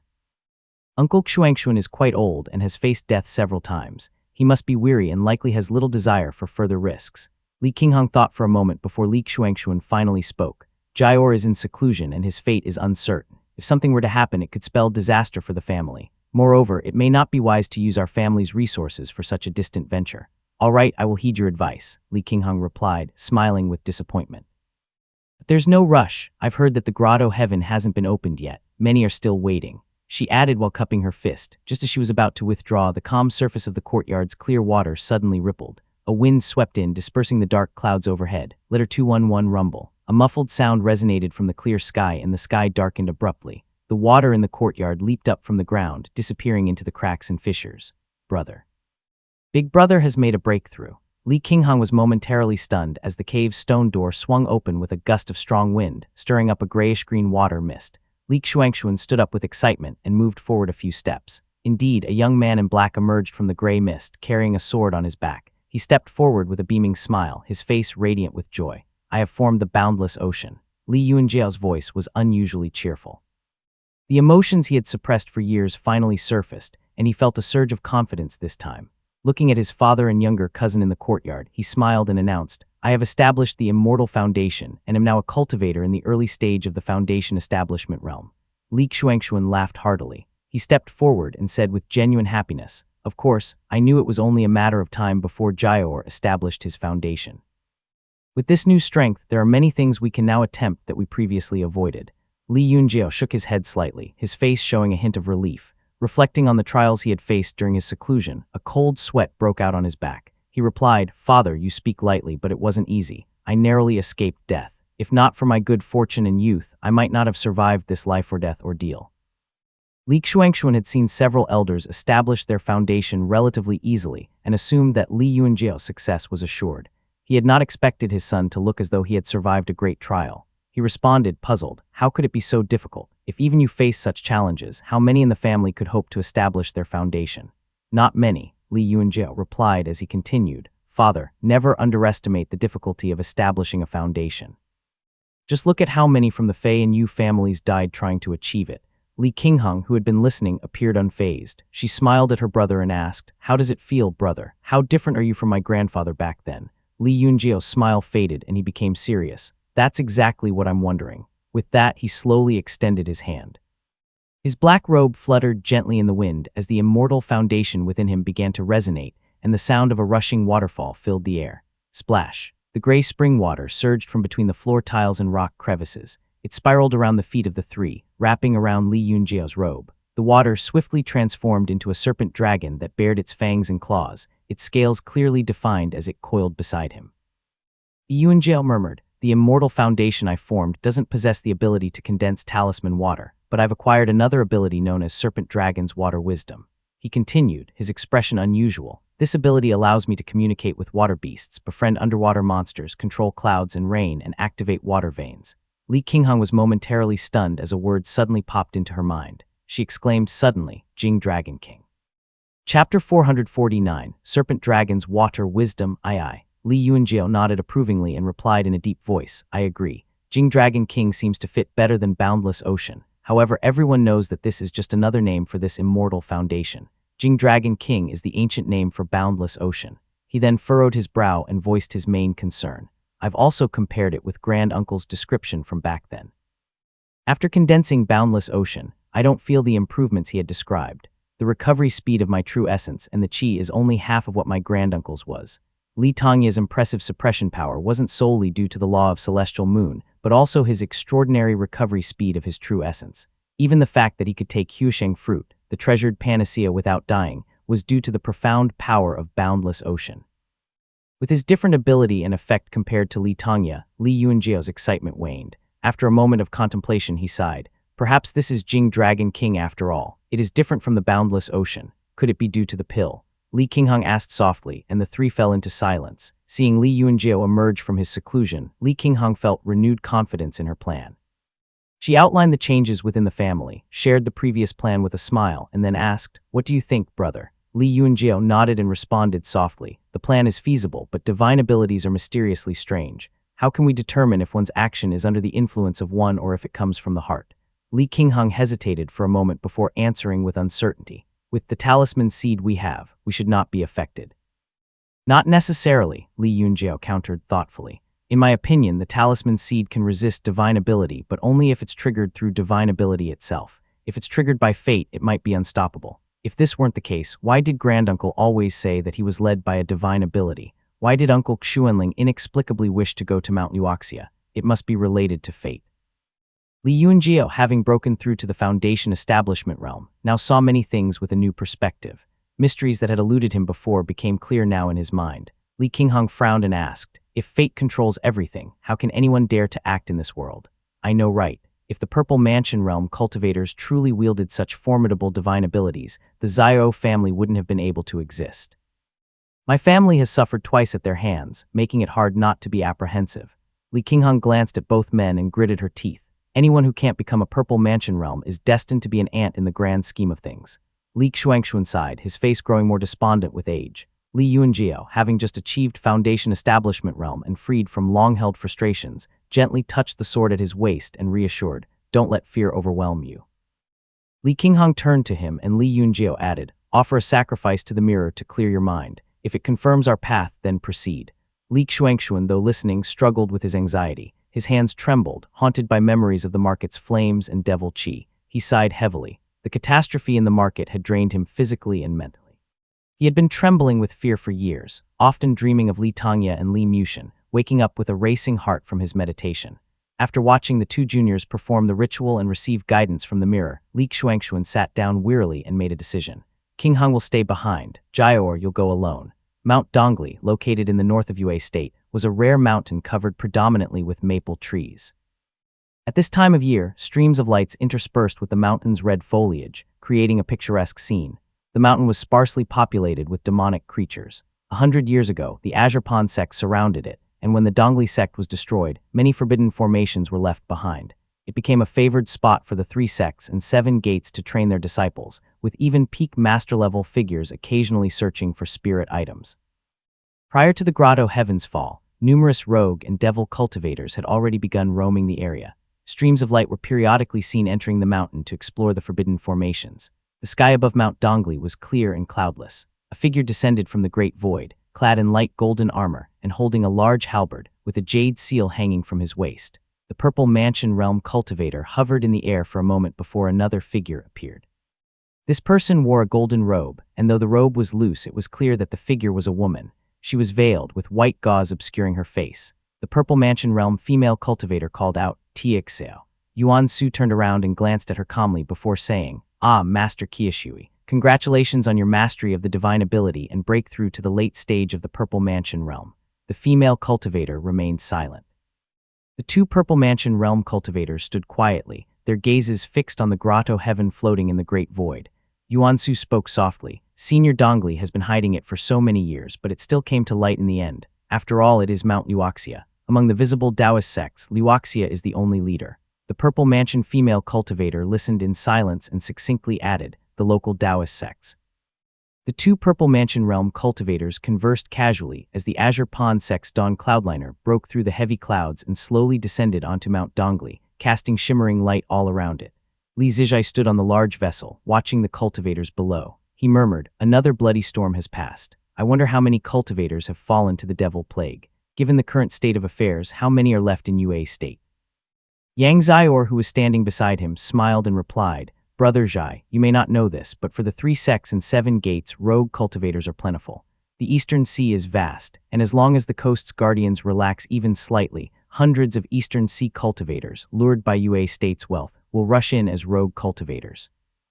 Yang Xiaor glanced at those around them and transmitted with her divine sense, "Once cultivators in Yue State obtain the treasure and leave, without suppression from the 3 sects and 7 gates in the Eastern Sea, it's natural for them to establish their own sects. The Eastern Sea cultivators are used to being impoverished and will be eager to come in. After all, not every place could grow spirit patties." Li Zijai nodded and responded softly, I've heard that Changxiao Gate was relocated here only in the past 200 years. The 7 gates can be moved or dispersed, but never the 3 sects.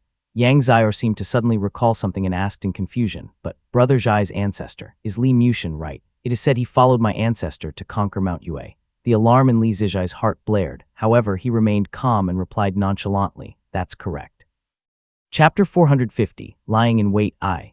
Yang Xiao smiled as she stepped closer and quietly replied, my family's ancestor also praised him, saying he was a heroic, kind, and amiable man. It took him only 30 years to establish his foundation, and all 4 of his sons are remarkable talents.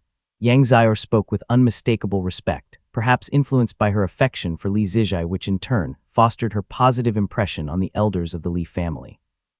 Li Zijai, however, was surprised as he listened. How is this possible? It's been nearly 100 years. My great ancestor was merely a mortal. How could Yang Tiania possibly remember him? What is the meaning of this? Li Zijai had read the internal history before and knew all the truths, although it was not surprising for her to say that great-grandfather was talented. What did she mean by kind and amiable? It would be a better compliment to say that he was cunning and bold. Not many in my family are kind and amiable. Yang Tiania, this Yang Tiania. As these thoughts flashed through his mind, Li Zijai could only laugh and say, he was not as accomplished as old ancestor Tiania who, after his recent breakthrough, must be nearing the peak of foundation establishment with the Purple Mansion realm soon within reach. It won't be that easy, Yang Xiao simply muttered, her gaze drifting toward the distant sky as she added softly, the Lixia immortals are coming. Li Zijai followed her gaze and spotted a large gray boat in the air. A middle-aged man who was clad in snow-white fox fur with slightly elongated eyes stood calmly at the bow against the breeze. Man on Mount Feather, Xiao Yongling. Xiao Yongling carried an unassuming aura and did not appear particularly exceptional, yet he commanded respect and admiration. After all, he had fought 3 Foundation Establishment realm cultivators alone in Yuyuan Market, preserving the most prosperous hub for the Xiao family and earning himself a formidable reputation throughout Yue State.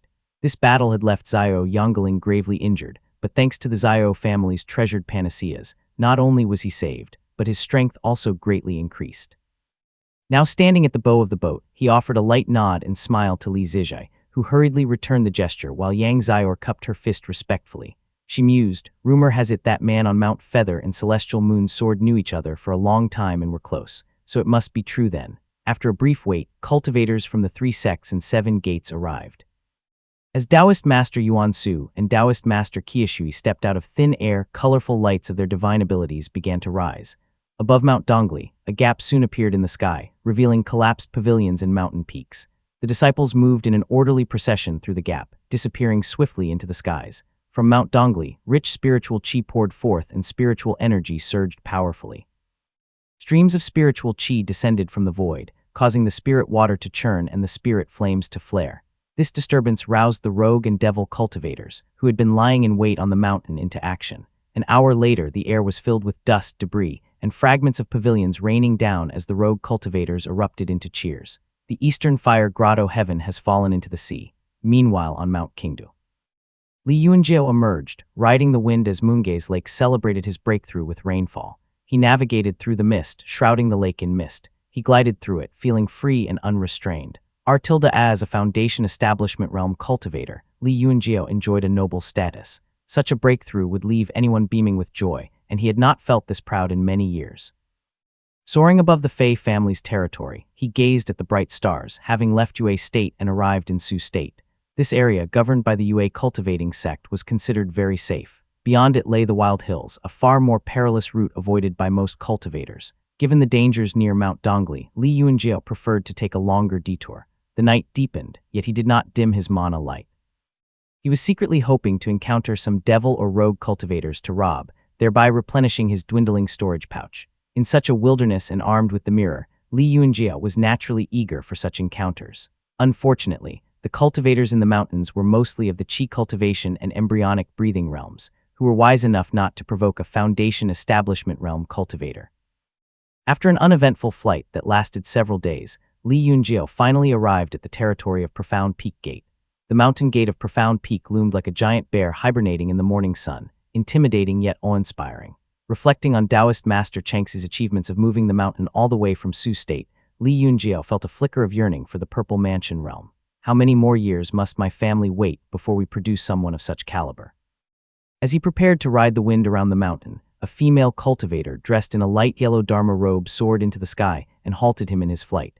She cupped her fist respectfully and asked softly, "Kong Tingyun from Profound Peak greets fellow Taoist. May I ask which peak you represent?" Her discerning eyes immediately recognized the extraordinary nature of the Qingch sword behind Li Yunjiao. Coupled with his flowing qi-swallowing spirit, he appeared rather majestic amidst the clouds and fog, leading her to assume he was a cultivator of high standing from one of the 3 sects and 7 gates. Li Yunjiao returned the gesture, responding in a deep voice. "I am Li Yunjiao of the Li family from Lijiang. Pleased to meet you, fellow Taoist." "Ah, the Sword Immortal clan," Kong Tingyun noted with admiration, then added softly, "What brings you to our territory?" "I'd be happy to assist in any way I can."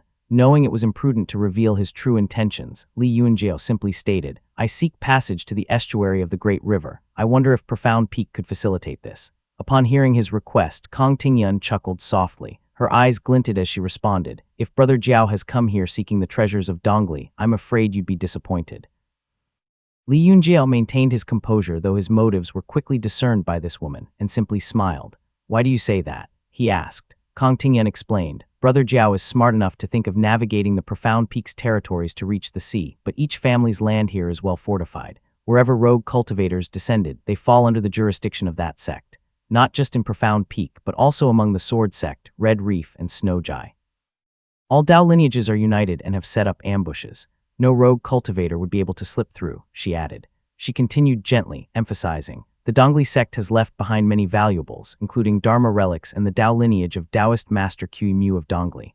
Even if they decay, they will do so within the confines of Yue State. It's absolutely impossible for them to reach the Easterns. 2 groups have already come seeking these treasures, and both were turned away by Profound Peak." Upon hearing this, Li Yunjiao chuckled self-deprecatingly and shrugged as he replied, "It seems the world is full of clever people. Small schemes are indeed laughable." Observing his unruffled demeanor, Kong Tingyun's regard for him grew. She smiled faintly and offered a word of advice. "This matter is highly confidential. While I can't divulge too much, Brother Jiao should know that the Eastern Fire Grotto Heaven is under close watch. Don't be fooled by the joy of the rogue and devil cultivators. Anything they touch, anyone they meet, and all traces they leave within 3 days of departing Dongli are monitored. The ordinary items will be overlooked, but nothing of the Purple Mansion realm will be able to slip through." Li Yunjiao felt a chill down his spine as he nodded slowly. Kong Tingyun, mistaking his reaction for prior knowledge, exclaimed, "Forgive me for flaunting my knowledge. I have forgotten about the close ties between the Zhao and Li families." Li Yunjiao reassured her repeatedly, and Kong Tingyun, looking at his Foundation Establishment Realm Dharma artifact, hesitated briefly before saying, "Actually, there is a small matter for which I might require Brother Jiao's assistance." "What is it?" Li Yunjiao asked. Kong Tingyun explained, "I was guarding one of the estuaries a few years ago, and once encountered a Foundation Establishment Realm demonic creature in Lake Xian that is linked to the sea. Unfortunately, I wasn't strong enough to vanquish it alone. I am the only Foundation Establishment Realm cultivator on Yunyu Peak, so could I hire Brother Jiao to assist me?" Chapter 451, Lying in Wait, II. Li Yunjiao's suspicions arose, and he replied tactfully, "Your sect has many Foundation Establishment Realm cultivators. Why not seek their help?" Kong Tingyun pursed her lips and answered, "There are many factions within the sect, and not all get along harmoniously. I have always stayed neutral and don't want to be seen as favoring any particular peak." This explanation slightly alleviated Li Yunjiao's doubts. With the mirror in his possession, he felt confident in his abilities, and besides, knowing Profound Peak Gate's good reputation, he could not help but ask, "What kind of demonic creature is it?"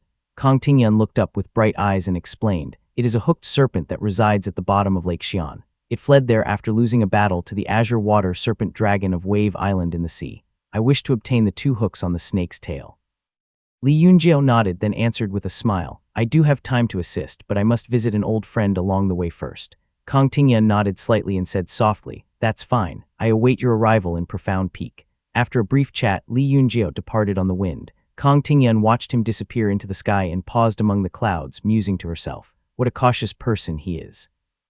Leaving the Shanji prefecture of Profound Peak Gate, Li Yunjiao found a deserted mountain in a remote area and landed there. Reluctant to use his Qingch sword, he summoned his mana to form a cave dwelling. After setting up a simple embryonic breathing realm formation around it, he settled down and began to cultivate in silence. He had no old friends in the northern Yue state. He had only mentioned that to Kong Tingyun as a precaution to let her know that someone knew of his whereabouts should he meet an untimely end. Sitting in the cave, he thought to himself, although the estuary is currently under the control of the Profound Peak Gate, that doesn't mean I can't intercept someone midway. Even if it's not as busy as the estuary, catching one or two passers-by would be worthwhile. I'll spend some time cultivating on this deserted mountain path and see if I'll find one or two trying to escape. If it's a devil cultivator, I'll take them down with a palm strike, and if it's a rogue cultivator, I'll assess the situation further. After waiting a day, the distant surge of spiritual chi and energy signaled the fall of a grotto heaven. Estimating the time it would take for those from Mount Dongli to reach here, Li Yunjiao then closed his eyes and cultivated for over a day before taking out the mirror. He invoked it, activating its ability that allowed his consciousness to travel between heaven and earth. Xianjian's current range of vision was vast, covering an entire county's land. It encompassed not only the large area from Yufu Prefecture to Shanji Prefecture, but also the border city of Yufu Prefecture and a considerable portion of Shanji Prefecture. The range of the immortal mirror now spanned an entire prefecture, covering a vast expanse within Yufu Prefecture and Shanji Prefecture. In fact, it even provided clear views of Yufu Prefecture's border town and half of Shanji Prefecture. With a quick scan, Li Yunjiao detected 3 mana lights and 7 blood lights weaving through the chaotic wilderness mountains. Without further hesitation, he emerged from the formation and flew toward the nearest devil cultivator. As soon as he crossed over a mountain, sure enough, he spotted 2 devil cultivators cautiously flying close to the ground, attempting to conceal their presence. However, they were starkly exposed under the scrutiny of the immortal. 1 late-stage and 1 early-stage chi cultivators. Li Yunjiao suppressed his aura and approached stealthily, his sword in hand. When he was within the range of the cultivator's spiritual senses, he suddenly leaped up and executed the river-crossing torrential step, launching an attack. The devil cultivator barely managed to exclaim "Who?" before Li Yunjiao was upon him. He was a middle-aged man wielding a skeletal Dharma artifact, a Foundation Establishment cultivator. He exclaimed in shock. The greenish-gray serpent dragon coiling around Li Yunjiao's body surged forward, striking the face of the early-stage female chi cultivator fiercely. His kinked sword unleashed a greenish-white sword aura that left the man dazed. Clang. The Law of Celestial Moon was a lethal move combined with the ambush. The man could not even manage to cast a spell or reach for another Dharma artifact in his storage pouch in time. Within moments, his head was sent flying and his body exploded. Li Yunjiao collected the man's storage pouch in the shower of blood before stepping forward to crush the severed head aside and casually cast a fire spell, reducing the man to ashes without giving him a chance to defend himself. Turning around, he saw that the dragon serpent had devoured half of the female devil cultivator's body. Her face was pale, clearly lifeless. Li Yunjiao frowned, activating his immortal foundation to make the serpent dragon spit her out. After collecting the storage pouch from her body as well, he destroyed the corpse with a spell. These two bear a resemblance. They must be father and daughter. The devil cultivator's severed skeletal Dharma artifact that had been destroyed by his sword aura continued spewing resentment and blood chi. Li Yunjiao swiftly picked it up and flew to the next blood light. Arriving at the destination, he found it eerily empty, despite the mirror's earlier detection of a devil cultivator. He happily speculated, a Dharma artifact that can conceal presence. As soon as Li Yunjiao voiced this thought, the cunning devil cultivator soared upward, hurling a jade bottle with intricate patterns at the distant ground. From his other sleeve, he flung a blood-colored talisman.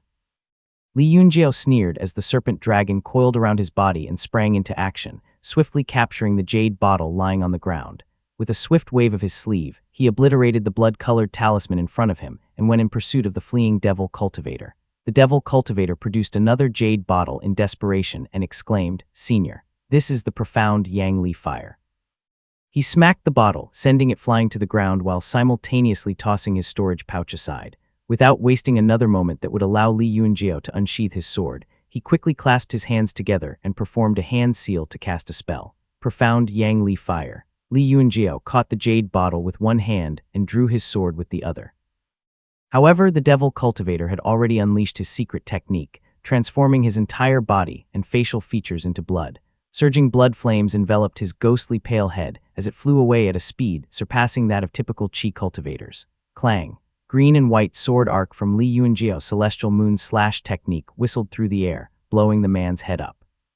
The blood flames had fizzled into black smoke before pieces of the poor man's head could even touch the ground. How ruthless. You could have escaped if your opponent were any other early-stage Foundation Establishment realm cultivator. Li Yunjiao marveled at his own decisive actions, grateful for the supremacy of his sword which had narrowly prevented the cultivator's escape. Drat.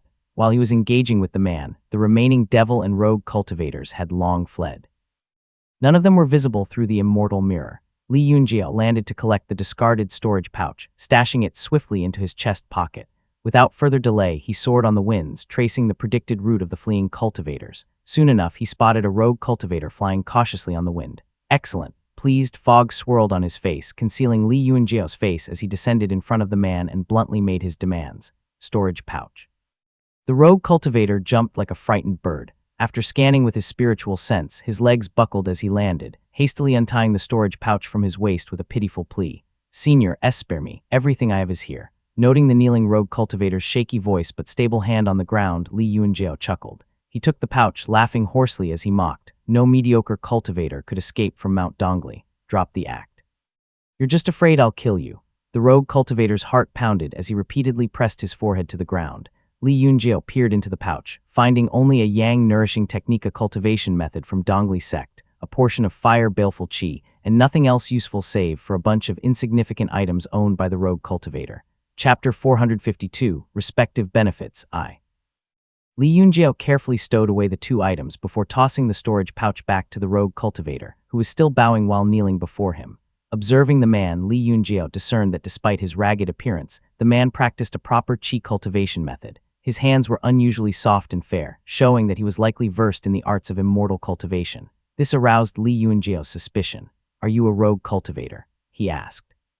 Recognizing that Li Yunjiao was no easy target to deceive, the rogue cultivator secretly thought to himself, "This man is cautious and didn't kill me outright. Surely he isn't a devil cultivator. Perhaps he belongs to one of the 3 sects or 7 gates or a prestigious immortal clan. These people are knowledgeable. Deceit would surely backfire."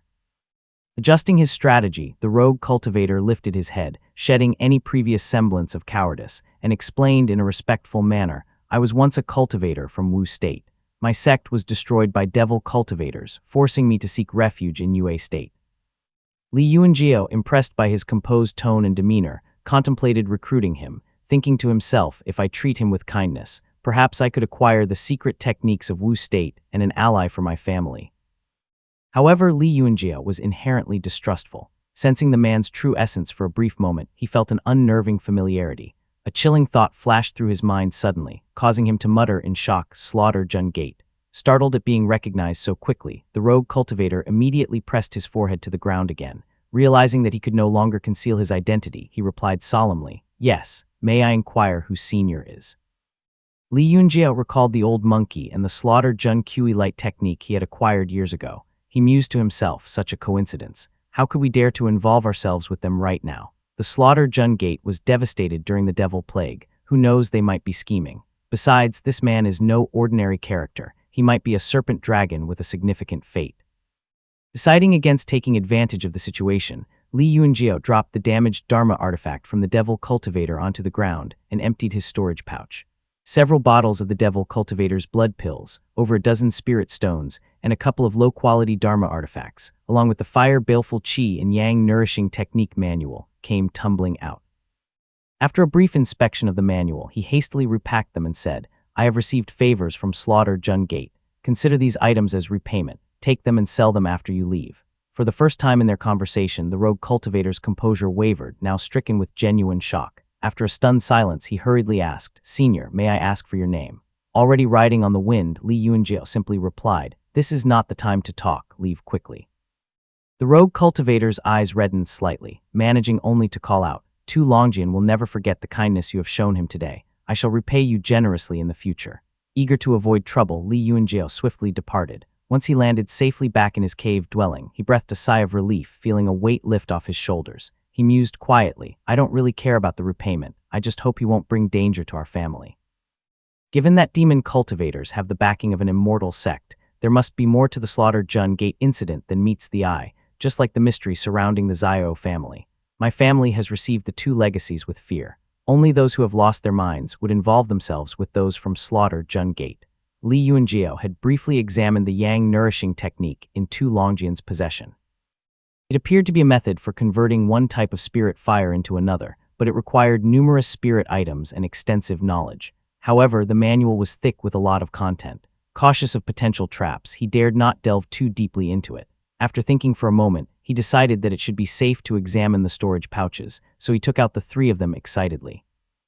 The storage pouches from the father and daughter were ordinary, but the final pouch from the daring demon cultivator seemed of superior quality. Li Yunjiao looked at it for a bit and grew suspicious again as he mumbled, "I'll have someone open this back at home rather than risking it myself." He had handed over the Dharma artifacts from the father and daughter to Tu Longjian, so there was little left in his possession, only 2 jade bottles. One was left by the fleeing demon cultivator. It was slender, about 2 fingers wide, and adorned with silver patterns. Although small, it looked exquisite. Li Yunjiao channeled his true essence into it, watching as colorful brilliance danced across its surface before it released a white mist. The mist continued to rise, gradually creating a faint veil of concealment around him. Under its cover, his body seemed to vanish, leaving the cave dwelling suddenly empty. The mist, perhaps attuned to the Jing Dragon King Immortal Foundation, seemed to resonate intimately with him, swirling around him protectively. It was only then that realization dawned upon Li Yunjiao. This must be the Dharma artifact that the demon cultivator used to conceal himself. I wonder where he got it from. The patterns on the bottle are definitely unusual. They're nothing like what I've seen before. He inverted the bottle and immediately heard the sound of rain before a stream of crystal-clear spring water poured out like flowing silk, weaving through the air like a snake. Li Yunjiao peered closer, intrigued. Engraved at the bottom of the bottle were the words, Li Qianyuan from the Li family of the Wei State. Wei State. So the Li family still existed in the ancient Wei State. No wonder I couldn't detect that demon cultivator. This artifact is a foundational establishment realm Dharma artifact. He was decisive, cautious, and even had such a prized item in his possession. The profound patterned bottle not only concealed one's figure, but also served as a protective Dharma artifact when inverted. The mist within could ward off spells and enhance wind control, making it a truly versatile artifact. Excellent. I'll name it the profound patterned bottle. Acquiring this artifact made Li Yunjiao's journey worthwhile. The Azure Manifestation, a Foundation Establishment Realm Dharma artifact, was a generous gift from Yuan Tuan when she visited the Li family. Although such artifacts were easily obtainable for peak masters of the 3 sects and 7 gates, they were treasures to clan cultivators. Another jade bottle contained a spirit fire known as the Profound Yang Li Fire. Li Yunjiao was unfamiliar with this bright golden-red flame, but he could feel its intense heat painfully searing his spiritual senses. Gazing toward the sky, he left the cave dwelling on a gust of wind, activating the profound patterned bottle, and flew amidst the mist toward the Profound Peak Gate. Meanwhile in the Li family, although Li Yunjiao had been away for some time, news of his breakthrough had spread across the 6 mountains. The cultivators at home rejoiced, and a few guest cultivators breathed sighs of relief and could finally rest easy. Li Tongya had been absent for over a decade, raising suspicions among the guest and external cultivators. However, given his formidable reputation, none dared to inquire further. After all, he was Li Qiyang and Chen Dong's mentor, and could subdue even in His penetrating gaze, having once swept over everyone, still lingered vividly in their memories even after more than 10 years. Li Yunjiao's breakthrough further solidified everyone's confidence. Several families sent congratulatory gifts, masking any jealousy with outward expressions of congratulations. In the old central hall, Li Yuanping calculated the family's finances meticulously, occasionally writing something on his desk. Li Qinghong stood at his side with her spear. Having consumed a talisman pill, she now radiated the aura of a chi cultivator at the 9th heavenly layer. Li Yuanping reviewed the ledger, carefully explaining the details to Li Qinghong, who was listening attentively. With this new system, our family's surplus this year has decreased by 17 or 18 spirit stones, he reported. The Li family's most productive territory was Mount Yue's Wudu Mansion. With 70 embryonic breathing realm cultivators working tirelessly, it generated 20 spirit stones annually. After accounting for 700 to 800 jin of spirit patties as salaries, a surplus of 14 spirit stones remained. Next was Huzhong Mansion, which earned 16 spirit stones, and after paying out 600 to 700 jin of spirit patties as salaries, and a surplus of about 10 remained. The remaining Lijiang, Huaqian, and Yuding were less fertile, each yielding only 7 or 8 spirit stones. With fewer workers, these mountains managed a surplus of 2 to 3 spirit stones each, totaling 8 altogether. Chapter 453, Respective Benefits II. The annual profit was a mere 32 spirit stones, totaling only 160 over 5 years. Li Yuanping continued thoughtfully. Fortunately, with the peak guardians appointed, they could be sent to the remote areas of Mount Dali to gather qi. With monthly rotations, this yields an additional 7 spirit stones annually. With the inclusion of the gathered qi, the total comes to 195 spirit stones, just about 10 to 20 away from the required tribute amount, he added with a satisfied nod. The gap of only 3 or 4 spirit stones annually was manageable. Since most talismans crafted by his father, Li Xuanxuan, were distributed as rewards, covering the deficit was relatively straightforward. Conversely, with the new system implemented, our control over our own territory has more than doubled. The number of personnel at our disposal has increased tenfold, significantly enhancing our influence over the neighboring families and those on the eastern shore. He continued.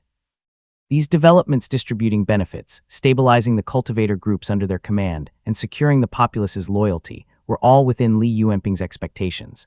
Just as he was pondering how to further capitalize on these changes, someone approached him. Seventh uncle, Ziming is getting ready to break through to the third heavenly layer of the qi cultivation realm, Li Zijian reported, bowing slightly. Li Yuanping nodded silently, offering a smile but then gently asked, "Have you considered taking a wife, Junner?"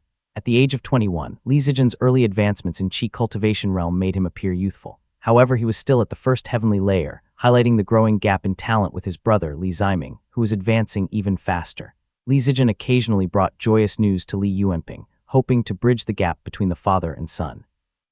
However, Li Yuanping seemed uninterested and instead posed a personal question to him. "I've met the daughter from a family, but I don't think it'll work out," Li Zijian replied truthfully. Li Yuanping sighed but did not ask if it was the girl or just that his nephew was not interested in the relationship. He simply murmured, "You'll have to decide for yourself. I hope you'll at least leave an heir." Li Zijian shook his head gently.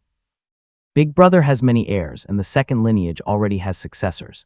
Zijian will leave it all to fate. Retaining Yang essence and practicing certain secret techniques could also prove advantageous.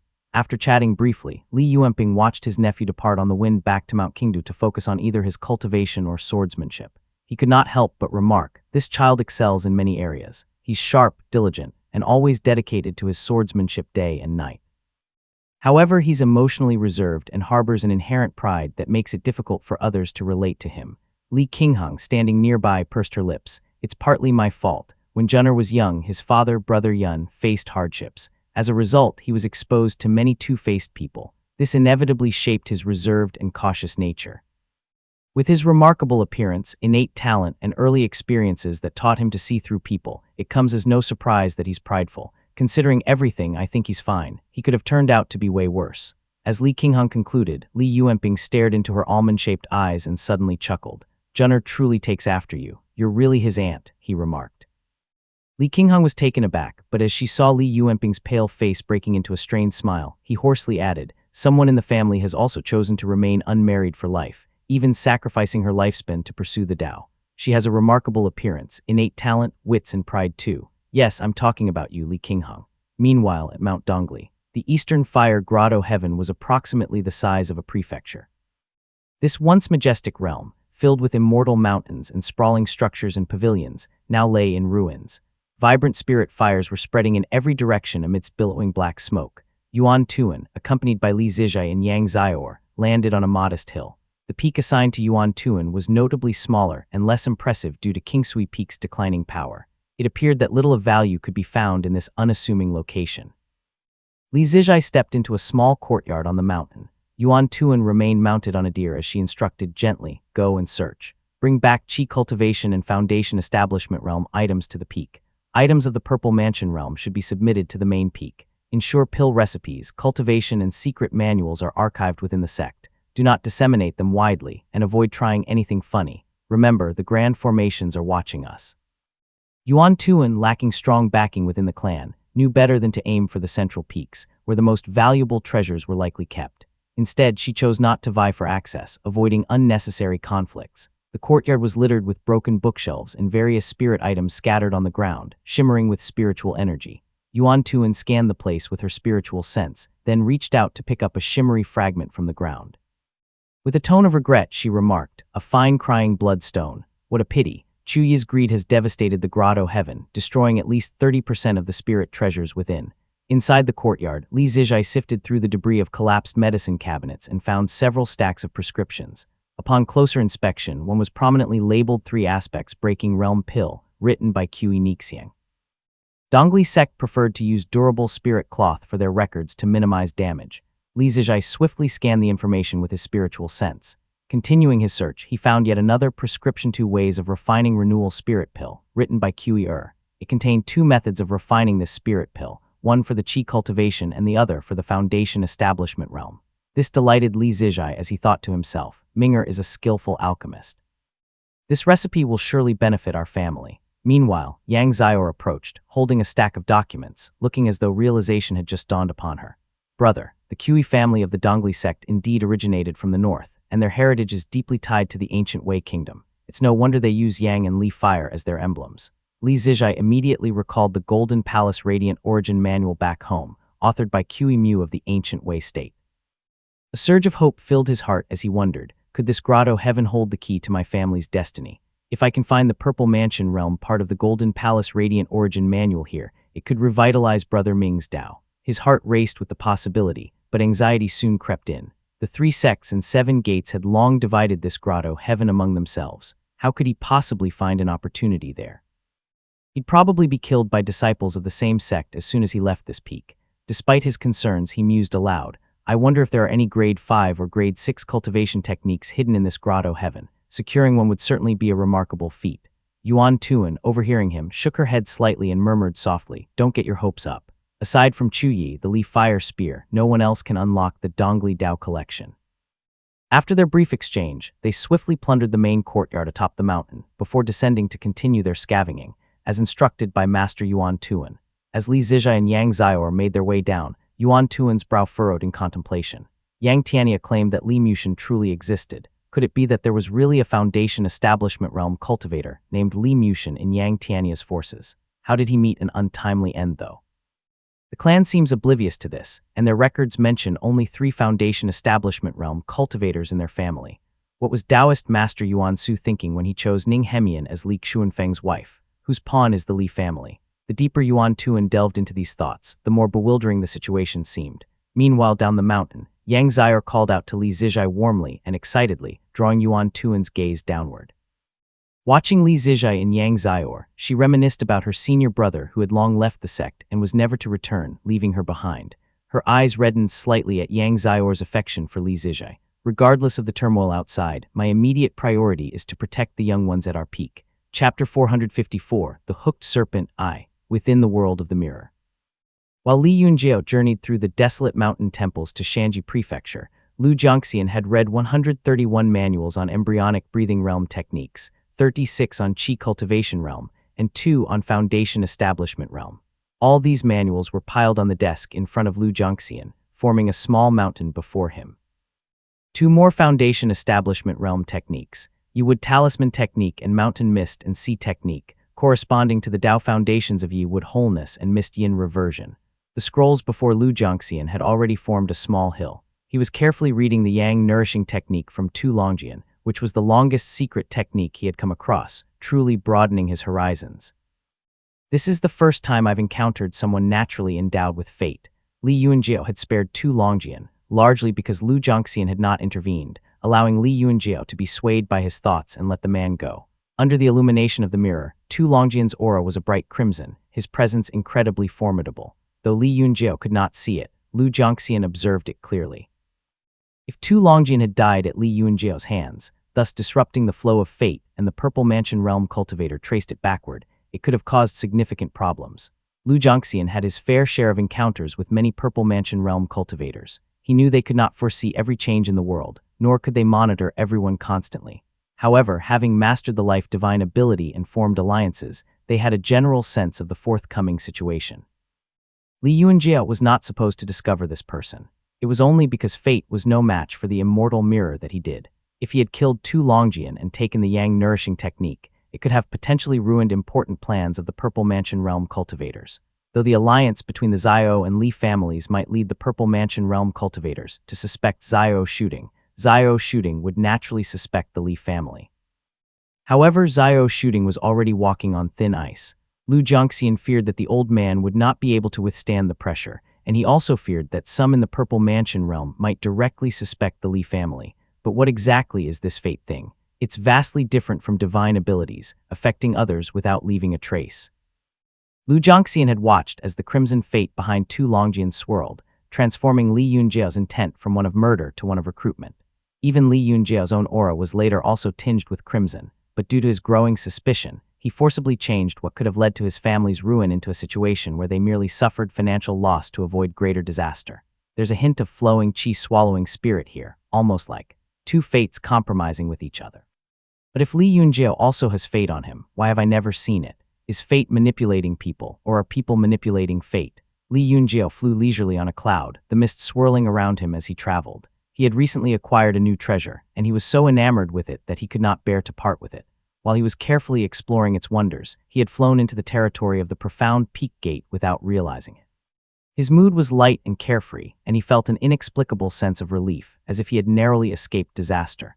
This only strengthened his belief that Tu Longjian was indeed endowed with fate. He halted before the gate's formation and put away his artifact. A few moments later, Kong Tingyun came out to greet him. She had changed into a set of pale yellow feathered robes, appearing much more formal than when they had last met. She smiled and greeted, "Brother Jiao has arrived." Tingyun has been waiting for quite some time. Li Yunjiao returned the gesture with a cupped fist, and Kong Tingyun said, "Fellow Taoist, come with me to Lake Xi'an, we can talk on the way." The two of them ascended into the air, and Li Yunjiao was the first to ask, "How did your faction fare at the sea entrance?" Kong Tingyun smiled, her eyes curving as she replied, "We had a bountiful harvest for once." In such a major event as the division of the grotto heaven, even the crumbs that fall from Azure Pon's fingers are enough to satisfy us. Seeing no unusual expression on her face, Li Yunjiao nodded, looking ahead at the vast, dark lake that reflected spots of golden light under the blazing sun. Kong Tingyun continued, "I fought with the hooked serpent once. It was difficult to deal with. It feared the immortal sect backing me, so it did not dare to go all out and quickly fled 100 li away to settle in a new location. I was afraid of scaring it away, so I did not pursue it further. We should search separately. The hooked serpent has a family and is not hard to find. It will only take half a day of searching, but we must be cautious not to alarm this creature," she suggested.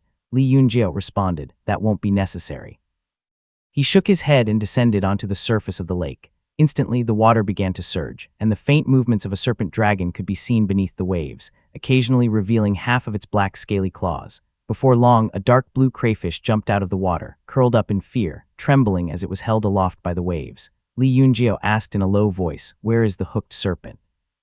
After listening closely, Li Yunjiao tossed the crayfish back into Lake Xi'an and said with a smile, 72 li to the east. There's a desolate mountain in the middle of the lake. The hooked serpent is in seclusion there. I almost forgot about the abilities of your boundless ocean." Kong Tingyun praised in awe. The two of them ascended into the air again, and Li Yunjiao asked, "You mentioned earlier that the hooked serpent was driven away by the azure water serpent dragon. What kind of creature is this azure water serpent dragon?" Kong Tingyun replied, "I inquired about it at Crimson Reef Island overseas. The azure water serpent dragon is not particularly strong, but it was sent by a certain serpent dragon palace under the sea. It has a profound background and drove the hooked serpent away." Li Yunjiao, still thinking about the nature of Foundation Establishment realm creatures in the sea, asked in confusion, "Are there many creatures in the sea like this hooked serpent with no significant background?" Kong Tingyun nodded and answered, "There are countless demonic creatures in the sea, and the Eastern Sea is full of demon dens. Not to mention the Eastern Sea, even Lake Xi'an has quite a few. The hooked serpent is simply the weakest among them." As they conversed, the desolate mountains soon came into view in the distance. Kong Tingyun performed a hand seal. Clouds and mist began to rise beneath their feet. Li Yunjiao whispered, "I have an aura-restraining artifact." Kong Tingyun's eyes lit up as she nodded in understanding and replied, "I will go first, and Brother Jiao can follow." Li Yunjiao watched as she rode the wind into the water, then activated the profound pattern bottle to scan the surroundings. After ensuring there were no hidden people or creatures lying in ambush, he too descended into the lake. The waters were already churning, with various fish and shrimp scattering in all directions in a desperate bid to escape. Li Yunjiao caught sight of the emerald green formation plate before him and could not help but feel a twinge of envy as he thought to himself, as expected of the 3 sects and 7 gates, even the formation plates they use are of the Foundation Establishment. He slowly approached with the formation trembling incessantly. "This woman is unlikely to collude with the demonic creature to kill me. With the mirror in hand, I'm not afraid." And thus he used the profound pattern bottle to release a mist, concealing himself as he infiltrated the formation. There he saw a massive, dirty serpent body, about 2 zhang thick and as large as a water tank with scales gleaming brightly, each as big as a palm. The hooked serpent's voice trembled as it lamented, "I have cultivated for many years and was fortunate to consume several spirit beasts to achieve my current Tao foundation. I came to Lake Xi'an only to feed on spirit creatures and had no intention of offending anyone. Could you consider the difficulty of my cultivation and spare my life, my lady? I will leave immediately and never return to Lake Xi'an." Kong Tingyun, knowing that Li Yunjiao had entered the formation, remained silent and maintained her efforts. Li Yunjiao quietly advanced. Seeing that it could not persuade her, the hooked serpent growled harshly. How arrogant you are, little girl. Do you think you can kill me with this formation? I might as well eat you and then flee to the depths of the Eastern Sea. Can Changxi really chase me down from thousands of li away to seek revenge? As the serpent spoke, Li Yunjiao moved to within a zhang of the massive snake. Any closer and he might alarm the creature, so he gripped his sword and prepared to strike, waiting for the serpent to raise its head high before unleashing a sword arc. Chapter 455, The Hooked Serpent, Ai, Roar. A flash of sword light flickered underwater, suddenly creating a burst of blood as it left a massive wound at the serpent's vulnerable point. Kong Tingyun was momentarily stunned, then sighed and she marveled to herself. What a brilliant sword technique. The black serpent dragon coiled upward, entangling itself with the hooked serpent. The serpent no longer had time to hate its opponent's treachery as Kong Tingyun's spells and Li Yunjiao's sword chi continued to rain down on it, battering it repeatedly. The hooked serpent, unsure of what immortal foundation the attack stemmed from, spat out two green beams of light. The two venomous hooks on its forked tail also sprang up right away. Kong Tingyun laughed lightly and chirped, I have been waiting for this. From her sleeve flew a small pale gold pearl which wobbled as it flew over, releasing waves of golden light that pinned the serpent's tail in place. The two green beams were also blocked by her shield-shaped Dharma artifact. Kong Tingyun then said, I will leave the rest to you, Brother Jiao. Using her artifact to immobilize the serpent's most threatening twin tails and fend off the creature, Kong Tingyun gave Li Yunjiao the opportunity to move in closer with his sword. The serpent was in dire straits, and as a last resort, it opened its mouth and spat out a pearl. The pearl whirled around, emitting a stream of cold white mist that froze the surrounding area, causing shards of ice to form. However, Li Yunjiao's expression turned slightly strange. He subtly curled his finger, activating his flowing chi-swallowing spirit, and instantly absorbed a small portion of the cold chi into his hand. He burst out laughing as he said, What a fine serpent pearl. Too bad you do not understand techniques and can only use cold chi to defend yourself. It is quite amusing. With both hands cupped together, the cold chi continuously flowed into his hands, causing the white pearl to lose its rotation and gravitate toward him. A storm of white chi surged into his hands, leaving a narrow ice pillar in the water. Disciples of immortal sects indeed possess many immortal techniques. The hooked serpent, now in utter despair, had lost its serpent pearl. Kong Tingyun threw out a golden mountain which pressed down on the serpent, further weakening it. The serpent, now near death, cried out desperately, There is only one portion of nascent origin true water in the mountain's depths. How do you two plan to divide it? Hearing this, Kong Tingyun's expression changed dramatically, a slight hint of anger crossing her face. She performed a hand seal, causing the golden mountain to shine even brighter, crushing the serpent further until it coughed up blood. The female cultivator scolded, Stop spouting nonsense. Li Yunjiao, noticing her reaction, immediately understood the situation. He took a few steps forward and seized the serpent pearl in his hand, then severed its connection with the creature and stored it in his storage pouch. He then said in a deep voice, Fellow Taoist, dispel the formation quickly. As soon as these words left his lips, he was already standing in front of Kong Tingyun with one hand on his sword, his face full of vigilance. Kong Tingyun pursed her lips and dispelled the formation while Li Yunjiao, without hesitation, grabbed the formation plate in his hand, finally letting out a small sigh of relief. I fear she might let greed cloud her judgment and try to trap and kill me here. Although she certainly wouldn't stand a chance against me, offending Profound Peak Gate would be a major issue.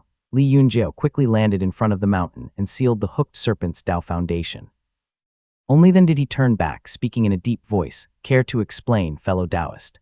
Kong Tingyun put away her pearl and golden mountain artifacts, saying apologetically, I did indeed deceive you. Although the hooks on the serpent's tail are also something I need, the real goal was this nascent origin true water.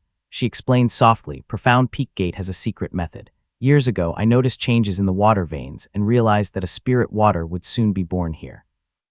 Fearing it would be taken by someone else, I secretly concealed the water veins, intending to retrieve it later. This place was later unexpectedly occupied by the hooked serpent. I just wanted to find someone to help remove this demonic creature so I could obtain the spirit water. Li Yunjiao, being well-versed in deception himself, did not feel particularly angry. After all, everyone relied on their own abilities. He nodded and said, So in truth, you never fought the hooked serpent. You already knew it was here, and all those previous actions were just to disguise this desolate mountain. And as for not seeking help from your fellow disciples, I assume it is because you were afraid they would see through your method of concealing the water veins. Kong Tingyun smiled and nodded, replying, Exactly. Who would have thought that this demon serpent would also discover the spirit water? My efforts were in vain. The two exchanged glances, and Kong Tingyun spoke in a serious tone. The tail hooks and the nascent origin true water are both things I must obtain. I hope you can part with them, fellow Taoist. Li Yunjiao narrowed his eyes slightly, lifting the weakened hooked serpent from the lake as he replied, I want the hooked serpent and the serpent pearl, and I will need another portion of spirit water to compensate for my efforts.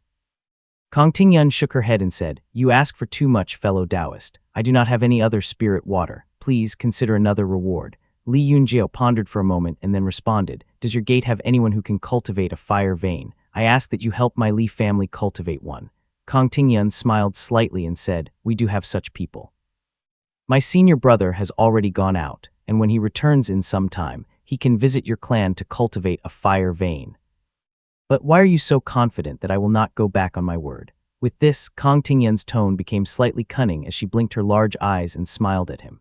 Li Yunjiao shook his head, pulled out a green formation plate from his storage pouch, and calmly said, Your Foundation Establishment Realm formation plate is still in my hands, and I am sure it is worth much more than a fire vein. Kong Tingyun was taken aback. She had not expected that he had already thought several steps ahead when he made his first move. She bit her lip as she glared at him, but then could not help but laugh, saying, Li Yunjiao, you are indeed the most cunning person I have ever met. Li Yunjiao retrieved the formation plate, already calculating in his mind how he could maximize the benefits by borrowing this formation for a while. He responded, You flatter me. Under Azure Pond's governance, those who are not cunning or ruthless are long dead. Kong Tingyun smiled faintly, forming a hand seal as she silently searched for the spirit water. Li Yunjiao took the opportunity to ask, What kind of treasure is this nascent origin true water? Kong Tingyun seemed to be in a good mood, humming a tune as she replied with a smile, Brother Yunjiao, this nascent origin true water is a top-grade spirit water. You are cunning and decisive. I am actually afraid that if I tell you its use and value, you might turn around and rob me of it. With the formation still in your hands, this little girl is really quite scared. Li Yunjiao was momentarily taken aback, then backed off with a somewhat sheepish expression. Kong Tingyun glanced at him and asked softly, Does your clan have any Foundation Establishment Realm cultivators? Perhaps someone with a similar temperament as you and has not yet married into the Xiao family. Li Yunjiao was baffled by this question and frowned. None. Kong Tingyun sighed slightly, lowering her gaze as she began to lament. I spent years in seclusion during my youth, and in the blink of an eye more than 40 years have passed. It is difficult to find a kindred spirit within the gate, and the few Foundation Establishment Realm male cultivators are really quite unremarkable. Li Yunjiao immediately understood and offered some advice. Choosing a Dao companion is something that must be done with great care. It is better to wait a little longer. The Dao is full of dangers, and if you choose a fool, it could bring disaster for 3 generations, and ruin for a century. It is not something to take lightly. You're right, Kong Tingyun said as she bit her lip and continued softly. The ancient times are distant and their records are lost. Even in more recent history, there have been Dao embryos who were harmed by the Dao companions in their family. How could we mere small cultivators claim to understand such matters? Perhaps remaining alone is the more prudent choice. Li Yunjiao remained silent, which only deepened Kong Tingyun's worries. She continued to cast her spell wordlessly, holding the jade bottle in the air until a light green spirit water emerged from the ground, bringing some joy to her face. After erasing all traces in the lake, Li Yunjiao bade her farewell and left. Kong Tingyun watched him as he flew away, carrying the massive hooked serpent, until finally he disappeared on the horizon. What was I even thinking? Kong Tingyun sighed. She patted her forehead with a wry smile and rode the wind back to face the gate's internal affairs alone. Chapter 456, Returning with the Serpent Eye. Li Yunjiao carried the half-dead hooked serpent away from the southern shore of Lake Xian at Profound Peak Gate. With the help of the profound pattern bottle, the air was filled with water mist. The hooked serpent continued squeaking futilely, begging for mercy. The creature was enormous, and the mist from the profound pattern bottle could barely conceal it. Li Yunjiao had only reached the shore when he was forced to land with a frown. It's too conspicuous. This demon creature is also incredibly heavy. Putting aside the drain on my mana, it's impractical to fly over the wilderness and temples like this.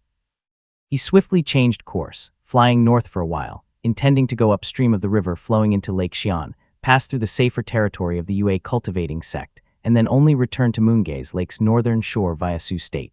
The travel journals left by Uncle Ling mentioned that the surging river aids those cultivating the boundless ocean, so this seems like a good opportunity to explore that. Li Yunjiao's Jing Dragon King was a serpent dragon of the lake, which allowed him to dive effortlessly into the water. Submerged, the weight of the hooked serpent lightened considerably due to natural buoyancy. He first summoned several crab demons to inquire about the power dynamics at the lake's bottom and the locations of the demon kings. After planning his route, he dragged the hooked serpent slowly forward, while pondering Kong Tingyun's recent words. The The profound peak gate could be useful as an ally. I wonder how strong Taoist Master Chengxi is. He appears to have a backing. This could be a good opportunity to form a connection. Too bad my family lacks a suitable cultivator. Otherwise, things would be so much better with a strategic ally to watch over Mount Yue. I wonder if this is truly Taoist Master Chengxi's intention. Whose pawn is he? As Li Yunjiao mused on, he ignored the demon creature's chatter. The hooked serpent, observing his cautious demeanor, grew despondent and fell silent. After a lengthy pause, it sighed. Every demon said that the land is treacherous, yet I was skeptical. I coveted spirit items, only to face the fate of becoming serpent soup.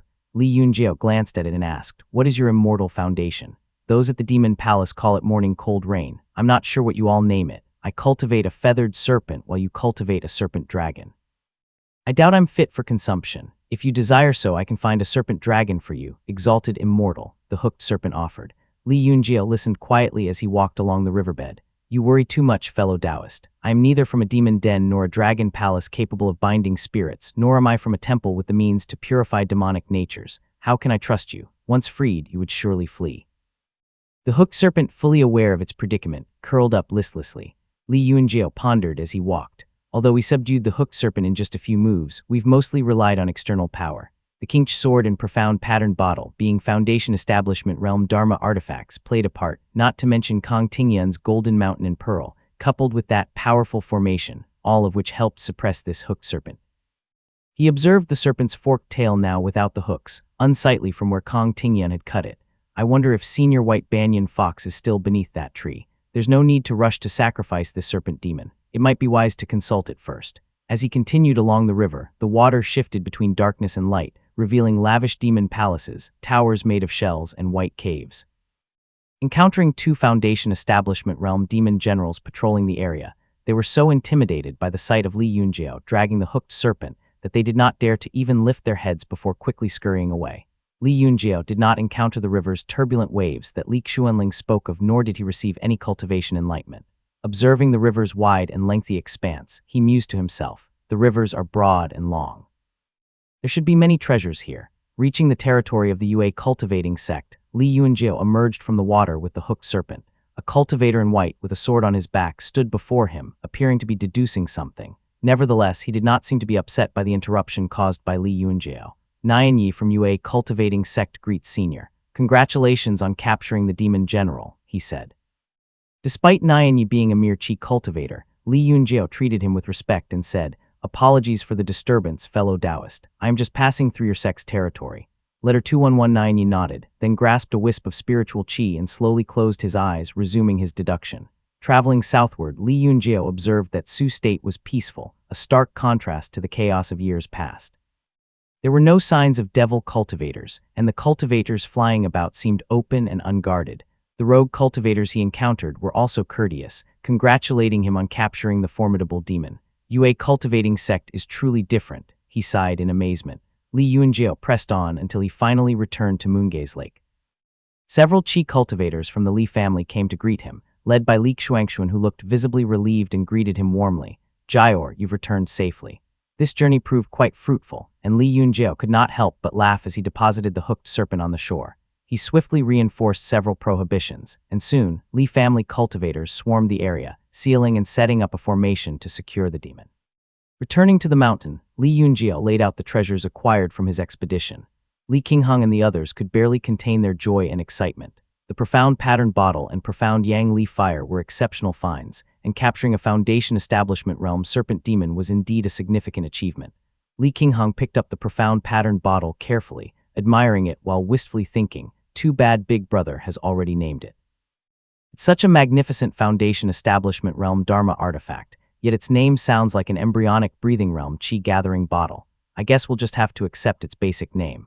While the group examined the two treasures, an old man came in. He appeared to be over 90 years old, his frame stooped with age. The cultivators kneeled and bowed deeply to him. Li Qingheng quickly stepped forward to support him, while Li Xuanxuan introduced the newcomer. "This is Rogue Cultivator Qian. He's 98 years old." Handing over 3 storage pouches to the old man, Li Xuanxuan said, "As agreed before, please proceed, Elder."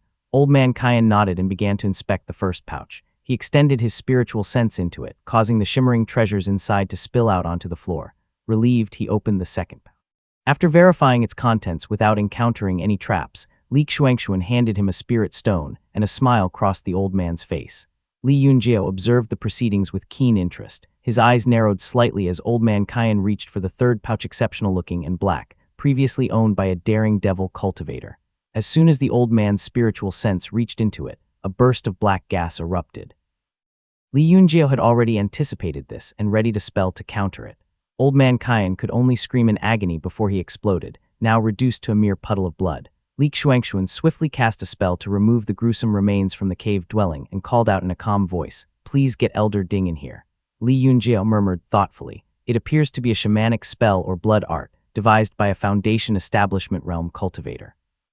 It's capable of eroding both spiritual sense and the body. No wonder an embryonic breathing realm cultivator couldn't even withstand it for a moment."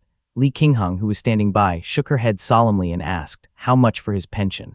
3 spirit stones to be sent to his son. Will also secure a position for him at the peak. Chapter 457, Returning with the Serpent, II. While Li Yunjiao and Li Qingheng conversed, another elderly man approached from below. With a confident expression, he cupped his fist to the 3 Li family members and extended his spiritual sense into the delicate black brocade bag.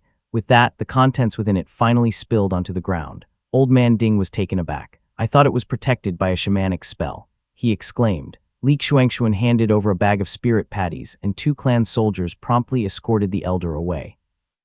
Li Qingheng frowned, remarking, "That rogue cultivator's eldest son has attempted to reach the Qi cultivation realm with unrefined Qi twice, but both attempts ended in failure. He's now pinning his hopes on a single pill." Meanwhile, Li Yunjiao had sorted through numerous items, setting aside the devil cultivator's cultivation technique manuals and pills. He gathered all the spirit items and dharma artifacts of the embryonic breathing and Qi cultivation realms into a storage pouch. There remained 52 spirit stones, most of which were looted from the devil cultivator. With a decisive wave, Li Yunjiao deposited all into the family's vault and gave the leftover items another look, but found them notably unremarkable. "These trinkets are hardly useful to me now that I've reached the Foundation Establishment realm," Li Yunjiao mused, shaking his head as he distributed them away. "With my advancement to Foundation Establishment realm and the profound pattern bottle to conceal my presence, I needn't fear detection by that pig demon. I can finally venture into the outskirts of Mount Dali and visit the White Banyan Fox." At the Eastern Fire Grotto heaven, atop the tallest Li Fire Peak, a formation was still activated, radiating a golden brilliance as countless mysterious runes continued flowing around. The gathered cultivators from various sects and gates remained silent. "Attack!" Kaijian commanded, who was standing at the center in his shining green Taoist robe, his sword emitting a white glow. At his casual order, disciples from 3 sects and 7 gates immediately unleashed their spells and activated their dharma artifacts against the grand formation. The formation was already fragile, and the efforts of numerous Foundation Establishment realm cultivators soon brought it to the brink of collapse. It withstood their assaults for another hour before finally releasing a blinding golden flash and dissolving completely. As the cultivators erupted into cheers and prepared to swarm forward, a figure emerged from the formation.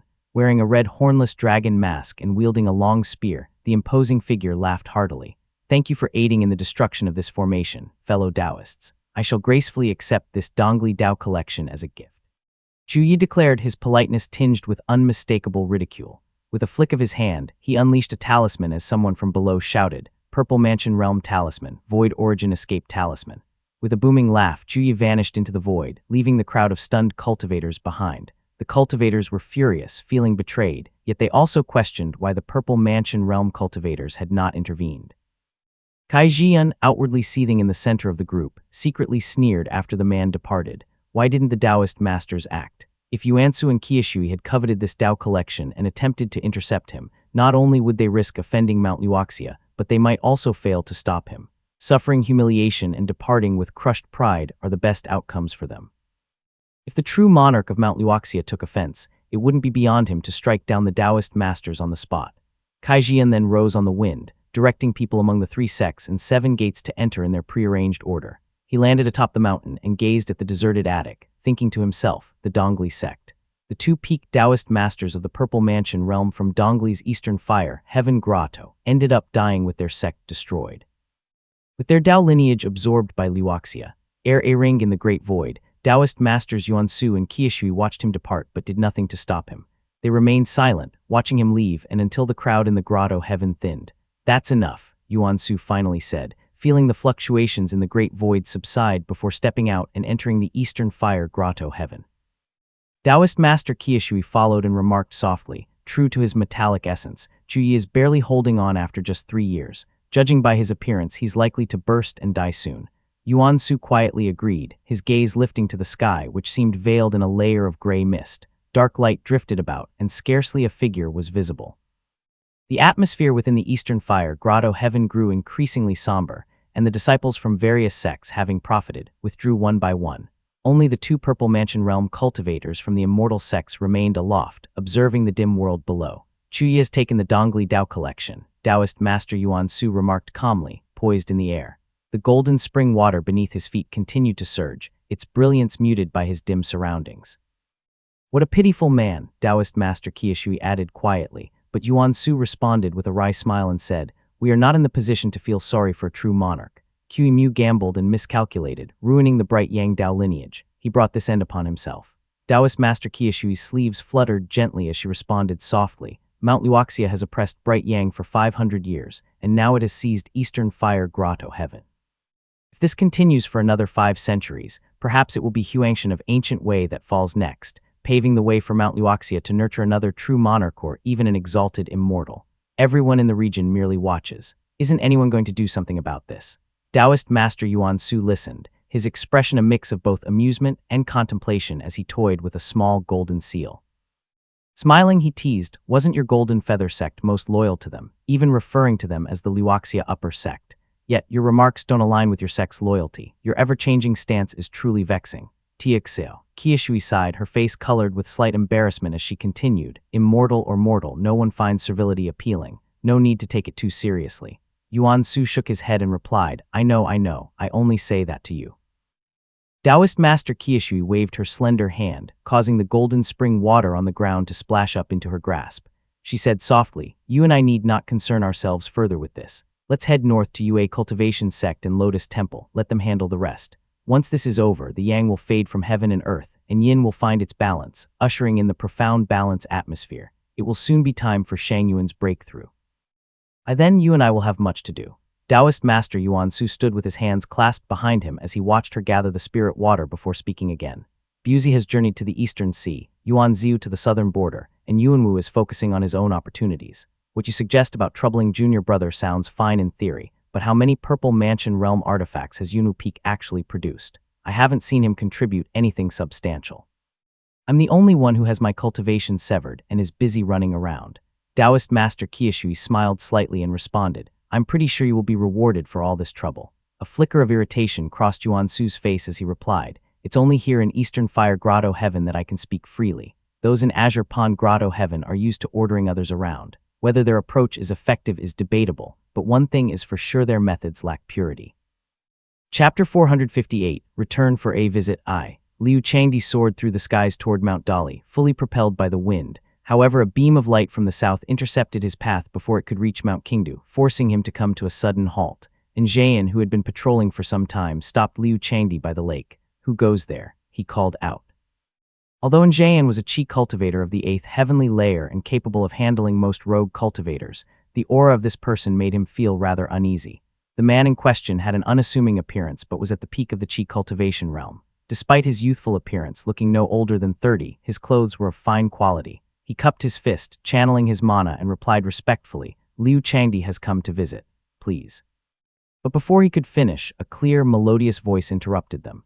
Taoist Changdi. Liu Changdi turned to see a striking figure, a heroic face with a pair of bright almond eyes, clad in jade armor and wielding a silver spear. He was momentarily stunned, then quickly cupped his fist again. Ah, it's you, Taoist Qinghang.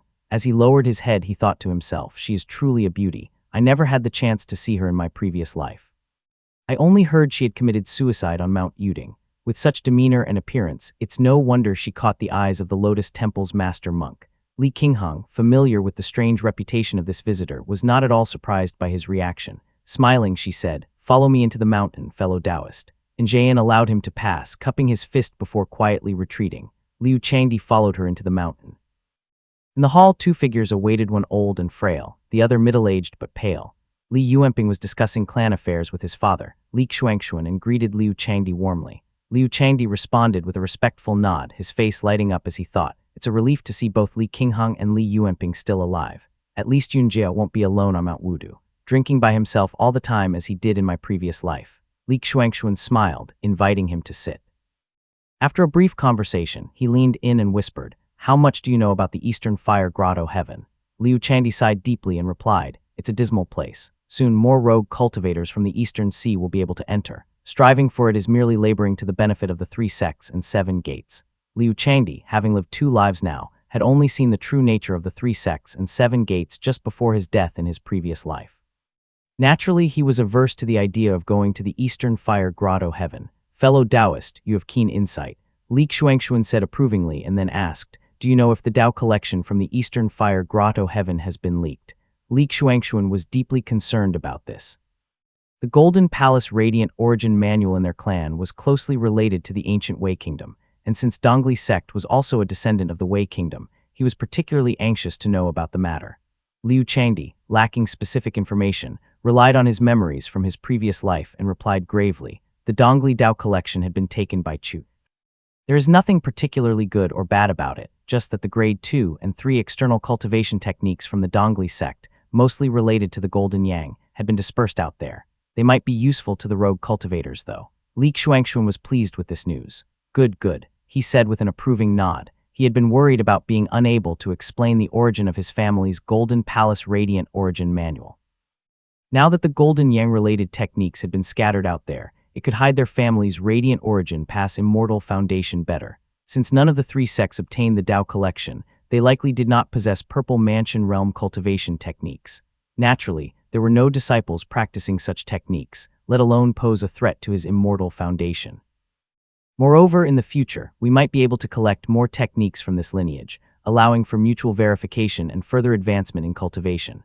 Perhaps one day, the mirror might bestow upon us Purple Mansion realm cultivation techniques. Once a Purple Mansion emerges from our family, this type of cultivation technique will come in handy. With these promising prospects ahead, Li Xuanxuan felt quite pleased. Li Yunjie rode the wind toward Mount Dali, flying past many mountains until a majestic white banyan tree appeared beneath him. He descended gracefully among the trees before landing on a soft carpet of grass and stowed away the profound patterned bottle. The area was devoid of any demonic presence. Golden sunlight filtered through the treetops, casting a warm and inviting glow all around the place. He squinted slightly, surveying the clean slope that lacked even a single fallen leaf.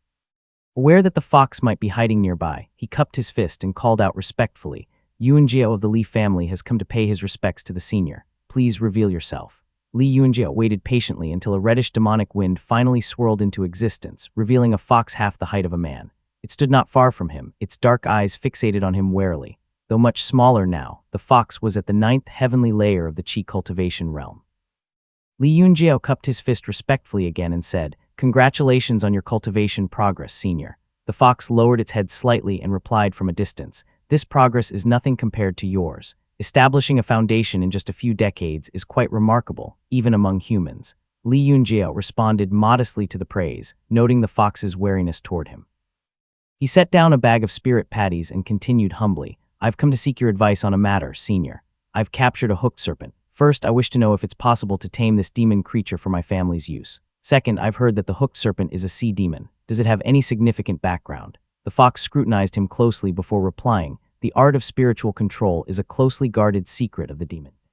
If you wish to tame it, you'll have to seek help from the demon king of the demon den. However, you should perish the thought. As for the hooked serpent, to trace their background, we'd have to delve into the primordial era. The tales of this creature are well known, though they could only be regarded as mere stories." The fox continued, "In the primordial era, the hooked serpents had a demon palace in the eastern sea. They followed the ways of feathered serpents and disregarded serpent dragons' commands.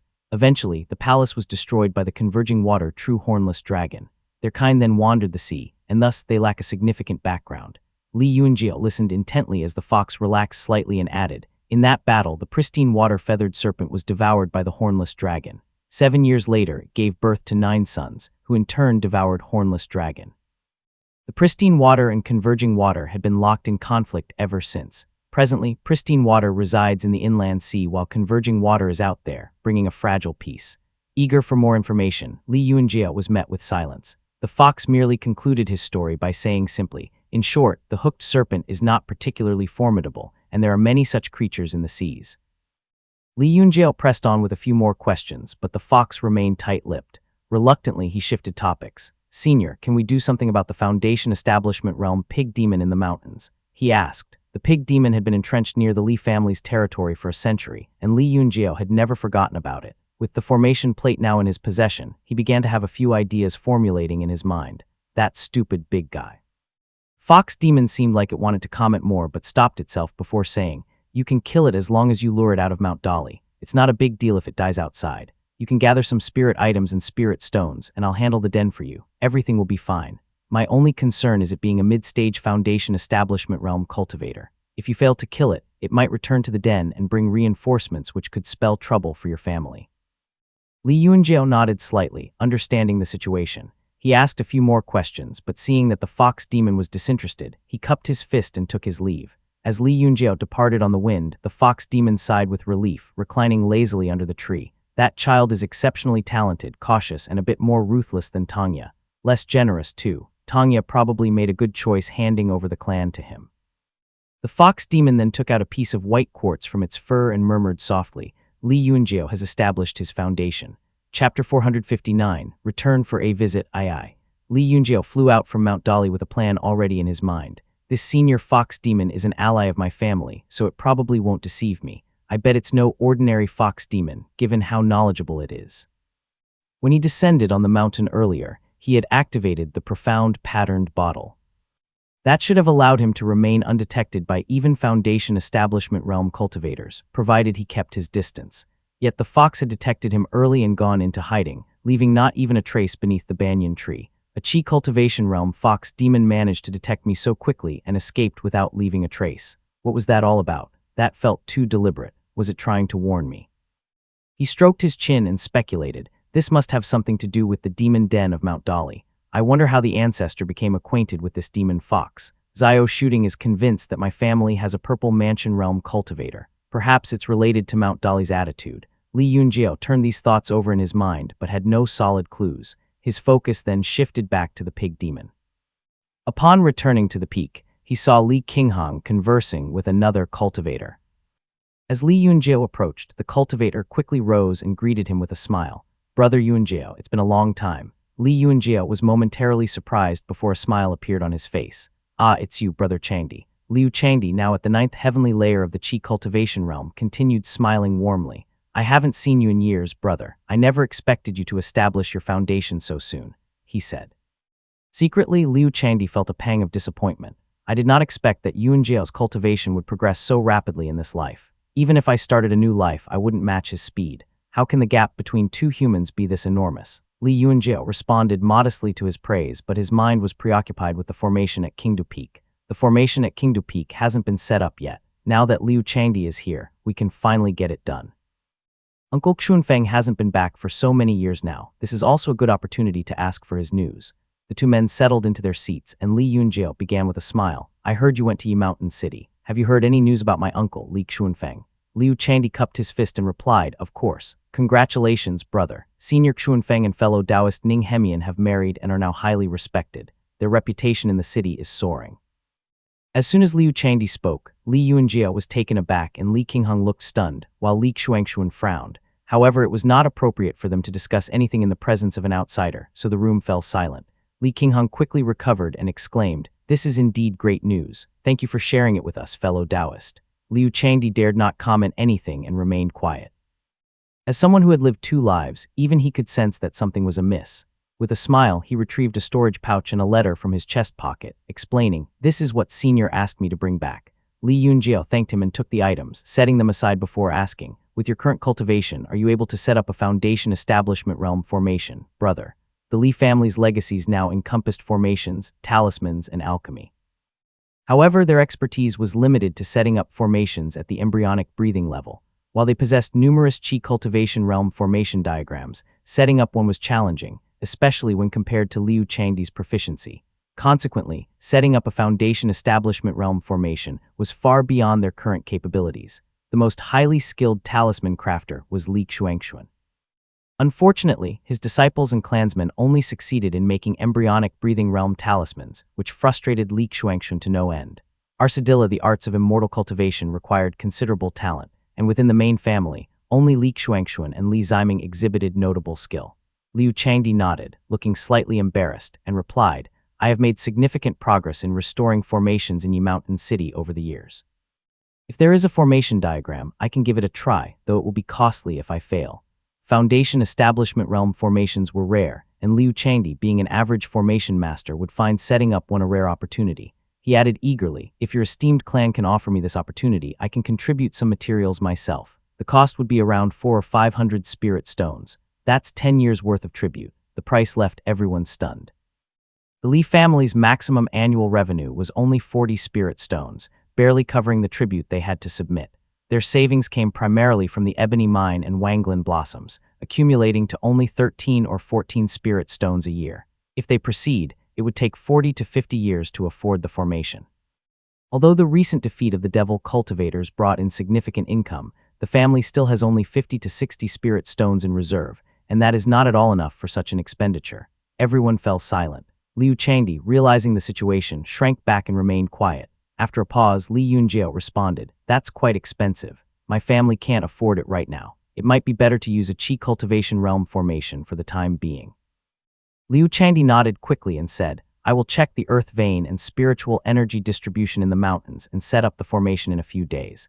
Li Yunjiao nodded in agreement. He exchanged a few more words with Liu Changdi and then watched him leave. Jiaor. As soon as Liu Changdi departed, Li Xuanxuan looked uneasy as he wondered aloud, What is Yuan Su plotting against our family? There was no such thing as a free lunch in this world. Li Xuanfeng's sudden promotion and marriage into Taoist Master Yuan Su's family raised concerns. The old man muttered for a while and asked, What is Xuanfeng thinking? Li Yunjiao took out the letter brought back by Liu Changdi, decrypted it using the family's secret technique, and read it carefully. He soon frowned in puzzlement and murmured, Li's bloodline of Wei. Handing the letter over to the others, Li Yunjiao pondered its contents. The letter mentioned Yuan Su's attitude toward the family and his own speculations of a few things he had heard there.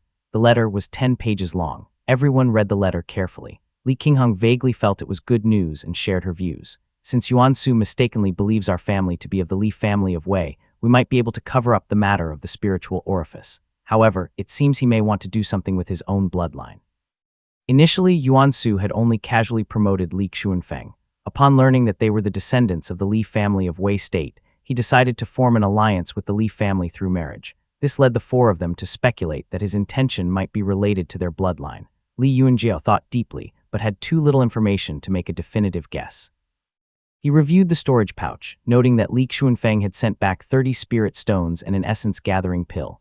Li Yunjiao took out a jade bottle and poured its contents out. It was a gray pill with intricate patterns on it. I knew it'd be a blood pill, he said with a sigh. Although Li Qinghong was preparing to break through to the Foundation Establishment Realm, this blood pill was unsuitable for her.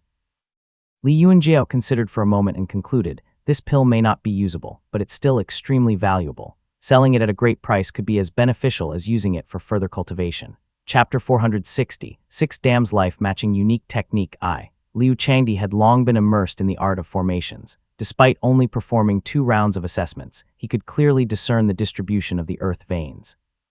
His eyes shone with a perceptive light, revealing his clarity and insight. This perception technique, known as the spirit eye perception, was from the Li family, though no one within the family had yet to master it. Liu Changdi possessed a wealth of formation skills that allowed him to earn plenty of spirit stones with them. Even without a family to support him, he traveled across the state, searching for spirit water, and it took just over a decade for him to master this perception technique. After a thorough study, Liu Changdi chose the Green Ox River Embrace Formation, a recent addition to his repertoire.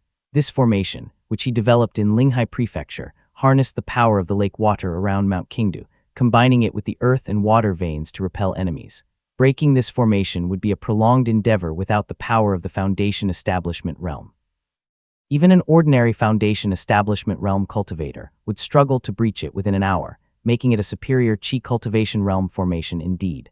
Formations from Linghai Prefecture often incorporated shamanic spells, adding offensive capabilities to their defensive functions. The Green Ox River Embrace Formation was no exception. It could summon a green ox with mana to attack intruders. Li Yunjiao was pleased with the formation and inquired. The Green Ox River Embrace Formation required a substantial amount of ebony ores, which the Li family conveniently possessed, thus saving them some spirit stones. Ultimately, the cost would amount to only 100 spirit stones. Brother Changdi, you're too generous, Li Yunjiao said, frowning. If the cost were truly fixed at 100 spirit stones, his family would owe Liu Changdi a favor. So he insisted on giving Liu Changdi 115 spirit stones, which Liu reluctantly accepted.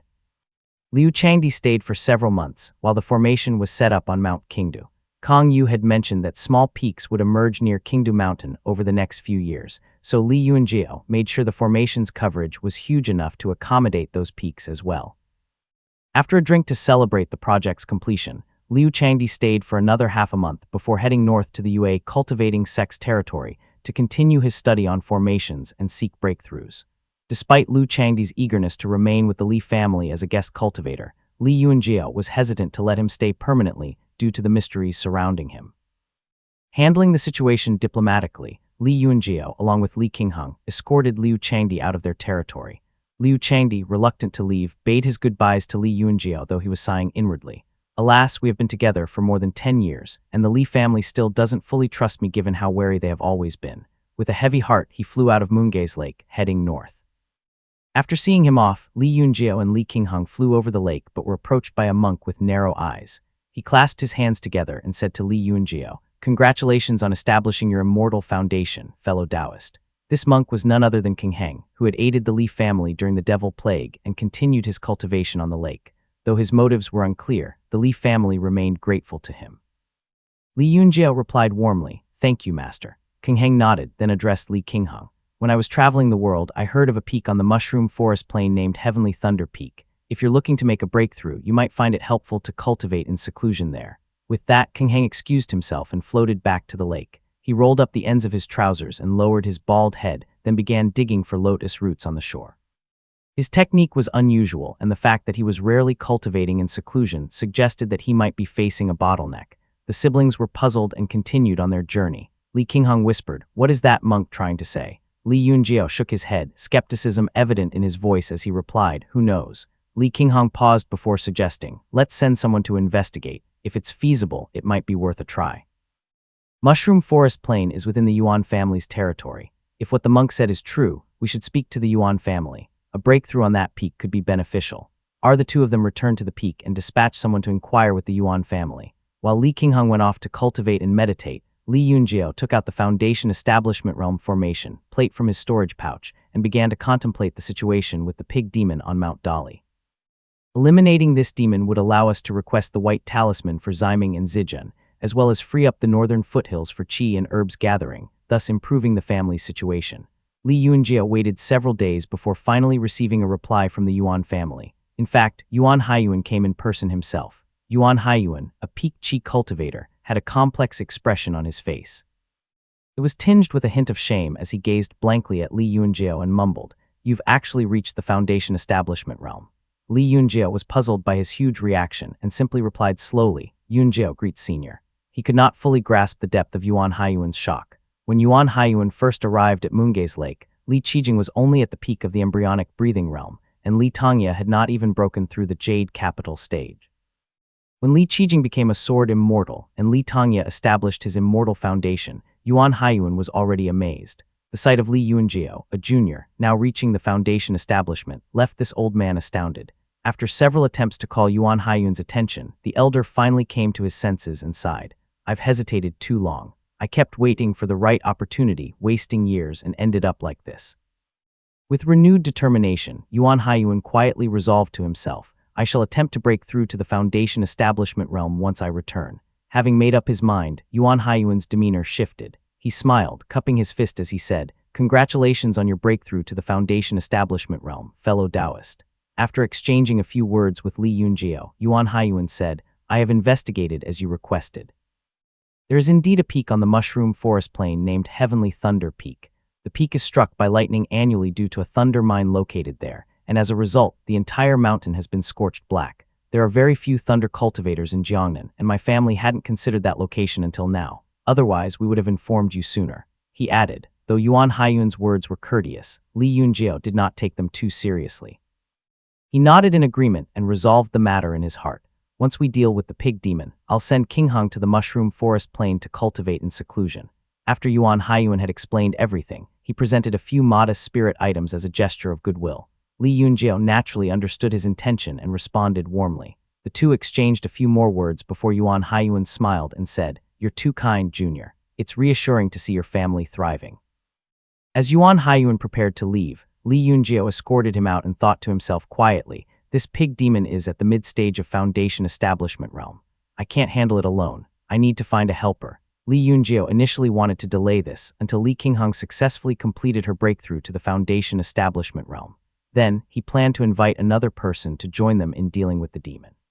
However, it was hard to find a Foundation establishment realm formation plate, and he had no idea when Kong Tingyun would send someone to retrieve it. Without the formation, even 4 or 5 people might struggle to subdue the pig demon. After some contemplation, Li Yunjiao considered asking the Xiao family for assistance. However, he was reluctant to appear overly dependent on them. Uncle Xuanfeng also requested an essence gathering. Although it's refined with humans and we have sworn not to consume it, it could be used to recruit help. There might be room for further negotiation for additional items as well.